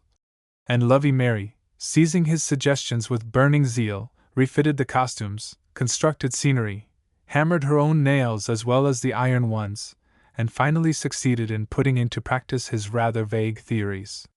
For the first time in her life she was a person of importance. Besides her numerous other duties, she prepared an elaborate costume for Tommy. This had caused her some trouble, for Miss Hazy, who was sent to buy the goods for the trousers, exercised unwise economy in buying 2 remnants which did not match in color or pattern. Why didn't you put your mind on it, Miss Hazy? Asked Lovey Mary, making a heroic effort to keep her temper. You might have known I couldn't take Tommy to the show with 1 blue leg and 1 brown one. What must I do? Miss Hazy sat dejectedly in the corner, wiping her eyes on her apron. You might go AST Miss Wiggs, she suggested as a forlorn hope. When Mrs. Wiggs was told the trouble, she smiled reassuringly. Emergencies were to her the spice of life. They furnished opportunities for the expression of her genius. Hush cryin', Miss Hazy, there ain't a speck of harm did. Mary can make the front out in one piece and the back out in the other. Nobody won't never know the difference, 'cause Tommy can't be goin' and comin' at the same time. The result was highly satisfactory, that is, to everybody but Tommy. He complained that there wasn't no room to set down. On Christmas night the aristocracy of the Cabbage Patch assembled in the schoolhouse to enjoy the double attraction of a Christmas tree and an entertainment. Mr. Rothschild, who had arranged the tree for the last 10 years, refused to have it moved from its accustomed place, which was almost in the center of the platform. He had been earnestly remonstrated with, but he and the tree remained firm. Mrs. Rothschild and all the little Roth children had climbed in by the window before the doors were open in order to secure the front seats. Immediately behind them sat the Hazys and the Wiggses. That there's the seminary student gettin' up now, whispered Mrs. Wiggs. He's going to call out the pieces. My land! Ain't he washed out? Looks like he'd go into a trance fare 50 cents. Hush, Australia! Don't you see he is going to pray? After the opening prayer, the young preacher suggested that, as long as the speakers were not quite ready, the audience should raise a hymn. He's got a fine voice, whispered Miss Hazy. I heard 'em say he was the gentleman's soprano at a downtown church. When the religious exercises were completed, the audience settled into a state of pleasurable anticipation. The first feature of the entertainment, announced the preacher, will be a song by Miss Europena Wiggs. Illustration. Europena stepped forward. Europena stepped forward and, with hands close to her sides and anguished eyes on the ceiling, gasped forth the agonized query. Can she make a cheery pie, Billy boy, Billy boy? Can she make a cheery pie, charming Billy? Notwithstanding the fact that there were 8 verses, an encore was demanded. Mrs. Wiggs rose in her seat and beckoned vehemently to Europena. Come on back! She motioned violently with her lips. They want you to come back. Europena, in a state of utter bewilderment, returned to the stage. Say another speech, whispered Mrs. Wiggs, leaning over so far that she knocked Mrs. Rothschild's bonnet awry. Still Europena stood there, an evident victim of lockjaw. I have a little finger, prompted her mother frantically from the second row front. A single ray of intelligence flickered for a moment over the child's face, and with a supreme effort she said, I have a little finger, and I have a little bow. When I get a little bigger I'll have a little toe. Well, she got it all in, said Mrs. Wiggs, in a relieved tone, as Europena was lifted down. After this, other little girls came forward and made some unintelligible remarks concerning Santa Claus. It was with some difficulty that they went through their parts, for Mr. Rothschild kept getting in the way as he calmly and uncompromisingly continued to hang cornucopias on the tree. Songs and recitations followed, but even the youngest spectator realized that these were only preliminary skirmishes. At last the bell rang. 2 bedspreads, which served as curtains, were majestically withdrawn. A sigh of admiration swept the room. "Ain't he cute?" whispered a girl in the rear, as Billy rose resplendent in pink tights and crimson doublet, and folding his arms high on his breast, recited in a deep voice. "I have, alas! Philosophy, medicine, jurisprudence too, and to my cost, theology with ardent labor studied through. I don't see no sense in what he's sayin' at all," whispered Miss Hazy. "It's just what was in the book," answered Mrs. Wiggs, "'cause I heard him repeat it off before supper." The entrance of Jake awakened the flagging interest. Nobody understood what he said either, but he made horrible faces, and waved his red arms, and caused a pleasant diversion. "Ma, what's John Bagby a-handin' round in that little saucer?" asked Australia. "Fair the mercy sake." "I don't know," answered her mother, craning her neck to see. John, with creaking footsteps, tiptoed to the front of the stage, and stooping down, began to mix a concoction in a plate. Many stood up to see what he was doing, and conjecture was rife. Mephisto and Faust were forgotten until Jake struck a heroic pose, and grasping Billy's arm, said hoarsely, "Gaze, Faustus, gaze into perdition!" John put a match to the powder, a bright red light filled the room, and the audience, following the index finger of the impassioned Mephisto, gazed into the placid, stupid faces of 4 meek little boys on the mourner's bench. Illustration. Sang in a high, sweet voice, "I need thee every hour." Before the violent coughing caused by the calcium fumes had ceased, a vision in white squeezed past Mr. Rothschild and came slowly down to the edge of the platform. It was Lovey Mary as Marguerite. Her long dress swept about her feet, her heavy hair hung in thick braids over both shoulders, and a burning red spot glowed on each cheek. For a moment she stood as Jake had directed, with head thrown back and eyes cast heavenward, then she began to recite. The words poured from her lips with a volubility that would have shamed an auctioneer. It was a long part, full of hard words, but she knew it perfectly and was determined to show how fast she could say it without making a mistake. It was only when she finished that she paused for breath. Then she turned slowly, and stretching forth appealing arms to Faust, sang in a high, sweet voice, "I need thee every hour." The effect was electrical. At last the Cabbage Patch understood what was going on. The roof rang with applause. Even Mr. Rothschild held aside his strings of popcorn to let Marguerite pass out. "S more! S more!" was the cry. "Sing it, Aegean!" Jake stepped before the curtain. "If our friends is willin'," he said, "we'll repeat over the last AK." Again Lovey Mary scored a triumph. John Bagby burned the rest of the calcium powder during the last verse, and the entertainment concluded in a prolonged cheer. Chapter 12 Reaction. Our remedies oft in ourselves do lie. When the paint and powder had been washed off, and Tommy had with difficulty been extracted from his new trousers and put to bed, Lovey Mary sat before the little stove and thought it all over. It had been the very happiest time of her whole life. How nice it was to be praised and made much of. Mrs. Wiggs had started it by calling everybody's attention to her good points. Then Mrs. Redding had sought her out and shown her continued attention. Tonight was the great climax. Her name had been on every tongue, her praises sung on every side, and Billy Wiggs had given her everything he got off the Christmas tree. "I wished I deserved it all," she said, as she got up to pull the blanket closer about Tommy.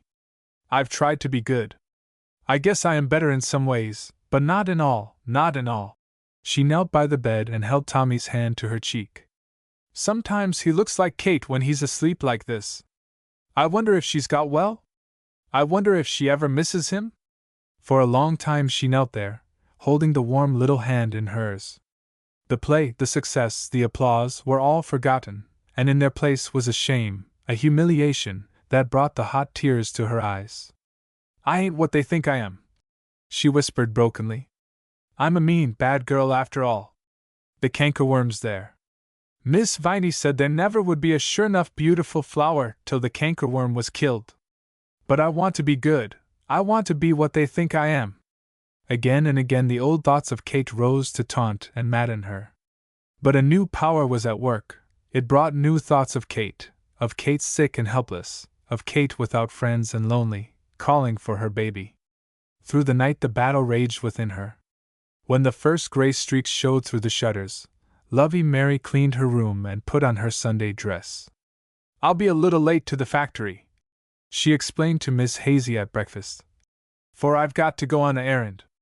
It was an early hour for visitors at the city hospital, but when Lovey Mary stated her business she was shown to Kate's ward. At the far end of the long room, with her bandaged head turned to the wall, lay Kate. When the nurse spoke to her she turned her head painfully, and looked at them listlessly with great black eyes that stared forth from a face wasted and wan from suffering. "Kate," said Lovey Mary, leaning across the bed and touching her hand. "Kate, don't you know me?" The pale lips tightened over the prominent white teeth. "Well, I swan, Lovey Mary, where'd you come from?" Not waiting for an answer, she continued querulously. "Say, can't you get me out of this hole some way? But even if I had the strength to crawl, I wouldn't have no place to go. Can't you take me away? Anywhere would do." Lovey Mary's spirits fell. She had nerved herself for a great sacrifice, had decided to do her duty at any cost. But thinking of it beforehand in her little garret room, with Tommy's hand in hers, and Kate Ryder a mere abstraction, was very different from facing the real issue, with the old, selfish, heartless Kate in flesh and blood before her. She let go of Kate's hand. "Don't you want to know about Tommy?" she asked. "I've come to say I was sorry I run off with him. It was mighty nervy in you. I knew you'd take good care of him, though. But say, you can get me away from this, can't you? I ain't got a friend in the world nor a cent of money. But I ain't going to stay here, where there ain't nothing to do, and I get so lonesome I most die. I'd rather set on a street corner and run a hand organ. Where are you and Tommy at?" "We are in the cabbage patch," said Lovey Mary, with the old repulsion strong upon her. "Where?" "The cabbage patch. It ain't your sort of a place, Kate. The folks are good and honest, but they are poor and plain. You'd laugh at 'em." Kate turned her eyes to the window and was silent a moment before she said slowly, "I ain't got much right to laugh at nobody. I'd be sorter glad to get with good people again. The other sort's all right when you're out for fun, but when you're down on your luck they ain't there." Lovey Mary, perplexed and troubled, looked at her gravely. "Haven't you got any place you could go to?" Illustration. "Haven't you got any place you could go to?" Kate shook her head. "Nobody would be willing to look after me and nurse me. Lovey," she stretched her thin hand across to her entreatingly, "take me home with you. I heard the doctor tell the nurse he couldn't do nothing more for me. I can't die here shut up with all these sick people. Take me wherever you are at. I'll try not to be no trouble, and I want to keep straight." Tears were in her eyes, and her lips trembled. There was a queer little spasm at Lovey Mary's heart. The cankerworm was dead. When a carriage drove up to Miss Hazy's door, and the driver carried in a pale girl with a bandaged head, it caused untold commotion. "Do you suppose Mary's bringin' home a smallpox patient?" asked Miss Hazy, who was ever prone to look upon the tragic side. "Nah," said Chris, who was peeping under the window curtain. "It looks more like she's busted her crust." In less than an hour every neighbor had been in to find out what was going on. Mrs. Wiggs constituted herself mistress of ceremonies. She had heard the whole story from the overburdened Mary, and was now prepared to direct public opinion in the way it should go. "Just another boarder for Miss Hazy," she explained airily to Mrs. Eichhorn. Lovey Mary was so well pleased with her boarding house, she drummed it up among her friends. "This here lady has been at the hospital. She got knocked over by a wagon out there near the factory, and it run into celebrated concussion. The nurse told Lovey Mary this morning it was something like inflammation of the brain. What we're all going to do is to try to get her well.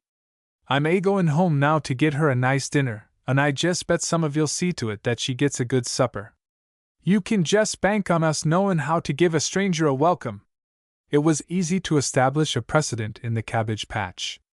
When a certain course of action was once understood to be the proper thing, every resident promptly fell in line. The victim of celebrated concussion was overwhelmed with attention. She lay in a pink wrapper in Miss Hazy's kitchen, and received the homage of the neighborhood. Meanwhile, Lovey Mary worked extra hours at the factory, and did sewing at night to pay for Kate's board. In spite, however, of the kind treatment and the regular administration of Miss Viney's herbs and Mrs. Wiggs's yellowroot, Kate grew weaker day by day. One stormy night when Lovey Mary came home from the factory, she found her burning with fever and talking excitedly. Miss Hazy had gotten her upstairs, and now stood helplessly wringing her hands in the doorway. "Lor, Lovey Mary! She's cuttin' up scandalous," complained the old lady. "I done everything I knowed how. I ironed the sheets to make 'em warm, and I tried my best to get her to swallow a mustard cocktail. I wanted her to lemme put a fly blister onto her head, too, but she won't do nothin'. All right, Miss Hazy," said Lovey Mary, hanging her dripping coat on a nail. "I'll stay with her now." "Don't talk, Kate. Try to be still." "But I can't, Lovey. I'm going to die, and I ain't fit to die. I've been so bad and wicked I'm 'fraid to go, Lovey. What'll I do? What'll I do?" In vain the girl tried to soothe her. Her hysteria increased. She cried and raved and threw herself from side to side. "Kate! Kate!" pleaded Lovey Mary, trying to hold her arms. "Don't cry so. God'll forgive you. He will if you are sorry." "But I'm afraid," shuddered Kate. "I've been so bad. Heaven knows I'm sorry, but it's too late. Too late." Another paroxysm seized her, and her cries burst forth afresh. Mary, in desperation, rushed from the room. "Tommy!" she called softly down the steps. The small boy was sitting on the stairs, in round-eyed wonder at what was going on. "Tommy," said Lovey Mary, picking him up, "the sick lady feels so bad. Go in and give her a love, darling. Pet her cheeks and hug her like you do me. Tell her she's a pretty mama. Tell her you love her." Tommy trotted obediently into the low room and climbed on the bed. He put his plump cheek against the thin one, and whispered words of baby love. Kate's muscles relaxed as her arms folded about him. Gradually her sobs ceased and her pulse grew faint and fainter.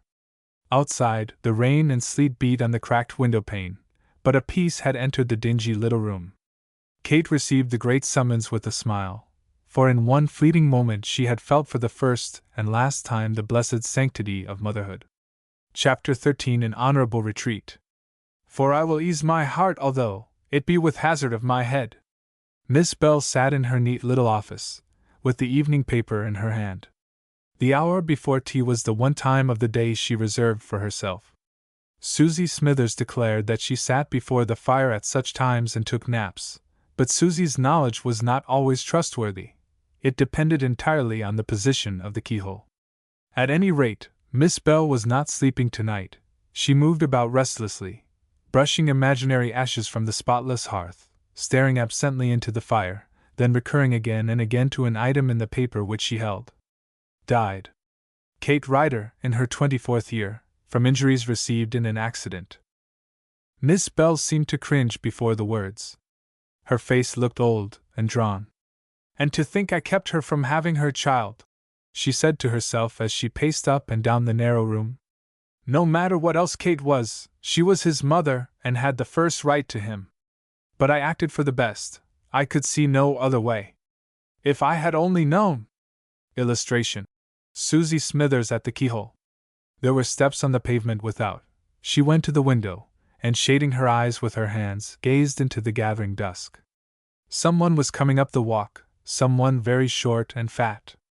No, it was a girl carrying a child. Miss Bell reached the door just in time to catch Tommy in her arms as Lovey Mary staggered into the hall. They were covered with sleet and almost numb from the cold. "Kate's dead!" cried Lovey Mary, as Miss Bell hurried them into the office. "I didn't know she was going to die. Oh, I've been so wicked to you and to Kate and to God. I want to be arrested. I don't care what they do to me." She threw herself on the floor, and beat her fists on the carpet. Tommy stood near and wept in sympathy. He wore his remnant trousers, and his little straw hat, round which Mrs. Wiggs had sewn a broad band of black. Miss Bell hovered over Lovey Mary and patted her nervously on the back. "Don't, my dear, don't cry so. It's very sad, dear me, yes, very sad. You aren't alone to blame, though. I have been at fault, too. I feel dreadfully about it." Miss Bell's face was undergoing such painful contortions that Lovey Mary stopped crying in alarm, and Tommy got behind a chair. "Of course," continued Miss Bell, gaining control of herself, "it was very wrong of you to run away, Mary. When I discovered that you had gone, I never stopped until I found you." "Till you found me?" gasped Lovey Mary. "Yes, child, I knew where you were all the time." Again Miss Bell's features were convulsed, and Mary and Tommy looked on in awed silence. "You see," she went on presently, "I am just as much at fault as you. I was worried and distressed over having to let Tommy go with Kate, yet there seemed no way out of it. When I found you had hidden him away in a safe place, that you were both well and happy, I determined to keep your secret. But oh, Mary, we hadn't the right to keep him from her. Perhaps the child would have been her salvation. Perhaps she would have died a good girl." "But she did, Miss Bell," said Lovey Mary earnestly. "She said she was sorry again and again, and when she went to sleep Tommy's arms was round her neck."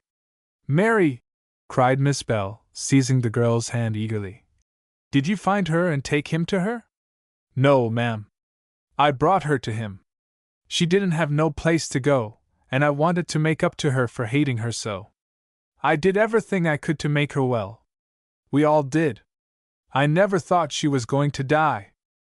Then, at Miss Bell's request, Lovey Mary told her story, with many sobs and tears, but some smiles in between, over the good times in the cabbage patch, and when she had finished, Miss Bell led her over to the sofa and put her arms about her. They had lived under the same roof for 15 years, and she had never before given her a caress. "Mary," she said, "you did for Kate what nobody else could have done. I thank God that it all happened as it did. But you'd orter scold me and punish me," said Lovey Mary. "I'd feel better if you did." Tommy, realizing in some vague way that a love feast was in progress, and always ready to echo Lovey Mary's sentiments, laid his chubby hand on Miss Bell's knee. "When my little sled draws up, I'm doin' to take you ridin'," he said confidingly. Miss Bell laughed a hearty laugh, for the first time in many months. The knotty problem which had caused her many sleepless nights had at last found its own solution. Chapter 14. The Cactus Blooms. "I tell thee love is nature's second sun, causing a spring of virtues where he shines." It was June again, and once more Lovey Mary stood at an upstairs window at the home. On the ledge grew a row of bright flowers, brought from Miss Viney's garden, but they were no brighter than the face that smiled across them at the small boy in the playground below. Lovey Mary's sleeves were rolled above her elbows, and a dust cloth was tied about her head. As she returned to her sweeping, she sang joyfully, contentedly. "Can she sweep a kitchen floor, Billy boy, Billy boy? Can she sweep a kitchen floor, charming Billy? Miss Bell says for you to come down to the office," announced a little girl, coming up the steps. "There's a lady there and a baby." Lovey Mary paused in her work, and a shadow passed over her face. Just 3 years ago the same summons had come, and with it such heartaches and anxiety. She pulled down her sleeves and went thoughtfully down the steps. At the office door she found Mrs. Redding talking to Miss Bell. "We leave Saturday afternoon," she was saying. "It's rather sooner than we expected, but we want to get the baby to Canada before the hot weather overtakes us. Last summer I asked 2 children from the Toronto home to spend 2 weeks with me at our summer place, but this year I have set my heart on taking Lovey Mary and Tommy. They will see Niagara Falls and Buffalo, where we stop over a day, besides the little outing at the lake. Will you come, Mary? You know Robert might get choked again." Lovey Mary leaned against the door for support. A half-hour visit to Mrs. Redding was excitement for a week, and only to think of going away with her, and riding on a steam car, and seeing a lake, and taking Tommy, and being ever so small a part of that gorgeous Redding household. She could not speak, she just looked up and smiled, but the smile seemed to mean more than words, for it brought the sudden tears to Mrs. Redding's eyes. She gave Mary's hand a quick, understanding little squeeze, then hurried out to her carriage. That very afternoon Lovey Mary went to the cabbage patch. As she hurried along over the familiar ground, she felt as if she must sing aloud the happy song that was humming in her heart. She wanted to stop at each cottage and tell the good news, but her time was limited, so she kept on her way to Miss Hazy's, merely calling out a greeting as she passed. When she reached the door she heard Mrs. Wiggs's voice in animated conversation. "Well, I wish you'd look. There she is, this very minute. I never was so glad to see anybody in my life.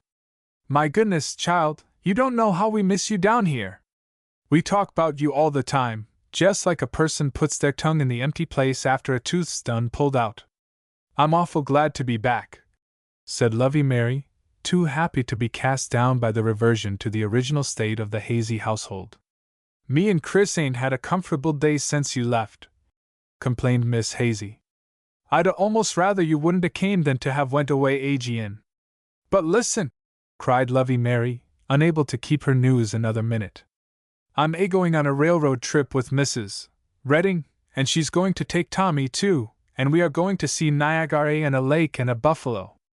Ain't that the grandest thing for her to go and do?" exclaimed Mrs. Wiggs. "I told you she was a angel." "I'm right skeered of these here long trips," said Miss Hazy. "So many accidents these days." "My sakes," answered Mrs. Wiggs. "I'd think you'd be 'fraid to step over a crack in the floor for fear you'd fall through. Why, Lovey Mary, it's the nicest thing I ever heerd tell of. And Niagara Fall, too. I went on a trip once when I was little. Ma took me through the mountains. I never had seen mountains before, and I cried at first and begged her to make 'em sit down. A trip is something you never will forget in all your life. It was just like Mrs. Redding to think about it, but I don't wonder she feels good to you. Asia says she never expects to see anything like the way you shook that candy out on little Robert. But see here, if you go way off there you mustn't forget us." "I never could forget you all, wherever I went," said Lovey Mary. "I was awful mean when I come to the cabbage patch. Somehow you all just bluffed me into being better. I wasn't used to being bragged on, and it made me want to be good more than anything in the world." "That's so," said Mrs. Wiggs. "You can coax the elephant with a little sugar. The worser Mr. Wiggs used to act, the harder I'd pat him on the back. When he'd get b'ilin' mad I'd say, 'Now, Mr. Wiggs, why don't you go right out in the woodshed and swear off that cuss?' I hate to think of it rampanting round inside of a good-looking man like you. He'd often take my advice, and it always done him good and never hurt the woodshed. As fair the childern, I always did use compelments on them 'stid of switches." Lovey Mary untied the bundle which she carried, and spread the contents on the kitchen table. "I've been saving up to get you all some presents," she said. "I wanted to get something for every one that had been good to me, but that took in the whole patch. These are some new kind of seed for Miss Viney. She learned me a lot out of her garden. This is goods for a waist for you, Miss Hazy. It's raw pretty," said Miss Hazy, measuring its length. "If you'd 'a' brought me enough for a skirt, too, I'd never 'a' got through prayin' for you." Mrs. Wiggs was indignant. "I declare, Miss Hazy, you ain't got a manner in the world sometimes. It's beautiful goods, Lovey Mary. I'm going to make it up for her by a fancy new pattern Asia bought. It's got a sailor collar. This here is for Chris," continued Lovey Mary, slightly depressed by Miss Hazy's lack of appreciation. "And this is for Mrs. Schultz. I bought you a book, Mrs. Wiggs. I don't know what it's about, but it's an awful pretty cover. I knew you'd like to have it on the parlor table. It was the Iliad." Mrs. Wiggs held it at arm's length and, squinting her eyes, read, "Home of an Island." "That ain't what the man called it," said Lovey Mary. "Oh, it don't matter about the name. It's a beautiful book, just matches my new tidy. You couldn't have pleased me better. I didn't have money enough to go round," explained Lovey Mary, apologetically. "But I bought a dozen lead pencils and thought I'd give them round among the children.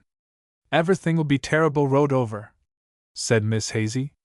The last bundle was done up in tissue paper and tied with a silver string. Lovey Mary gave it to Mrs. Wiggs when Miss Hazy was not looking.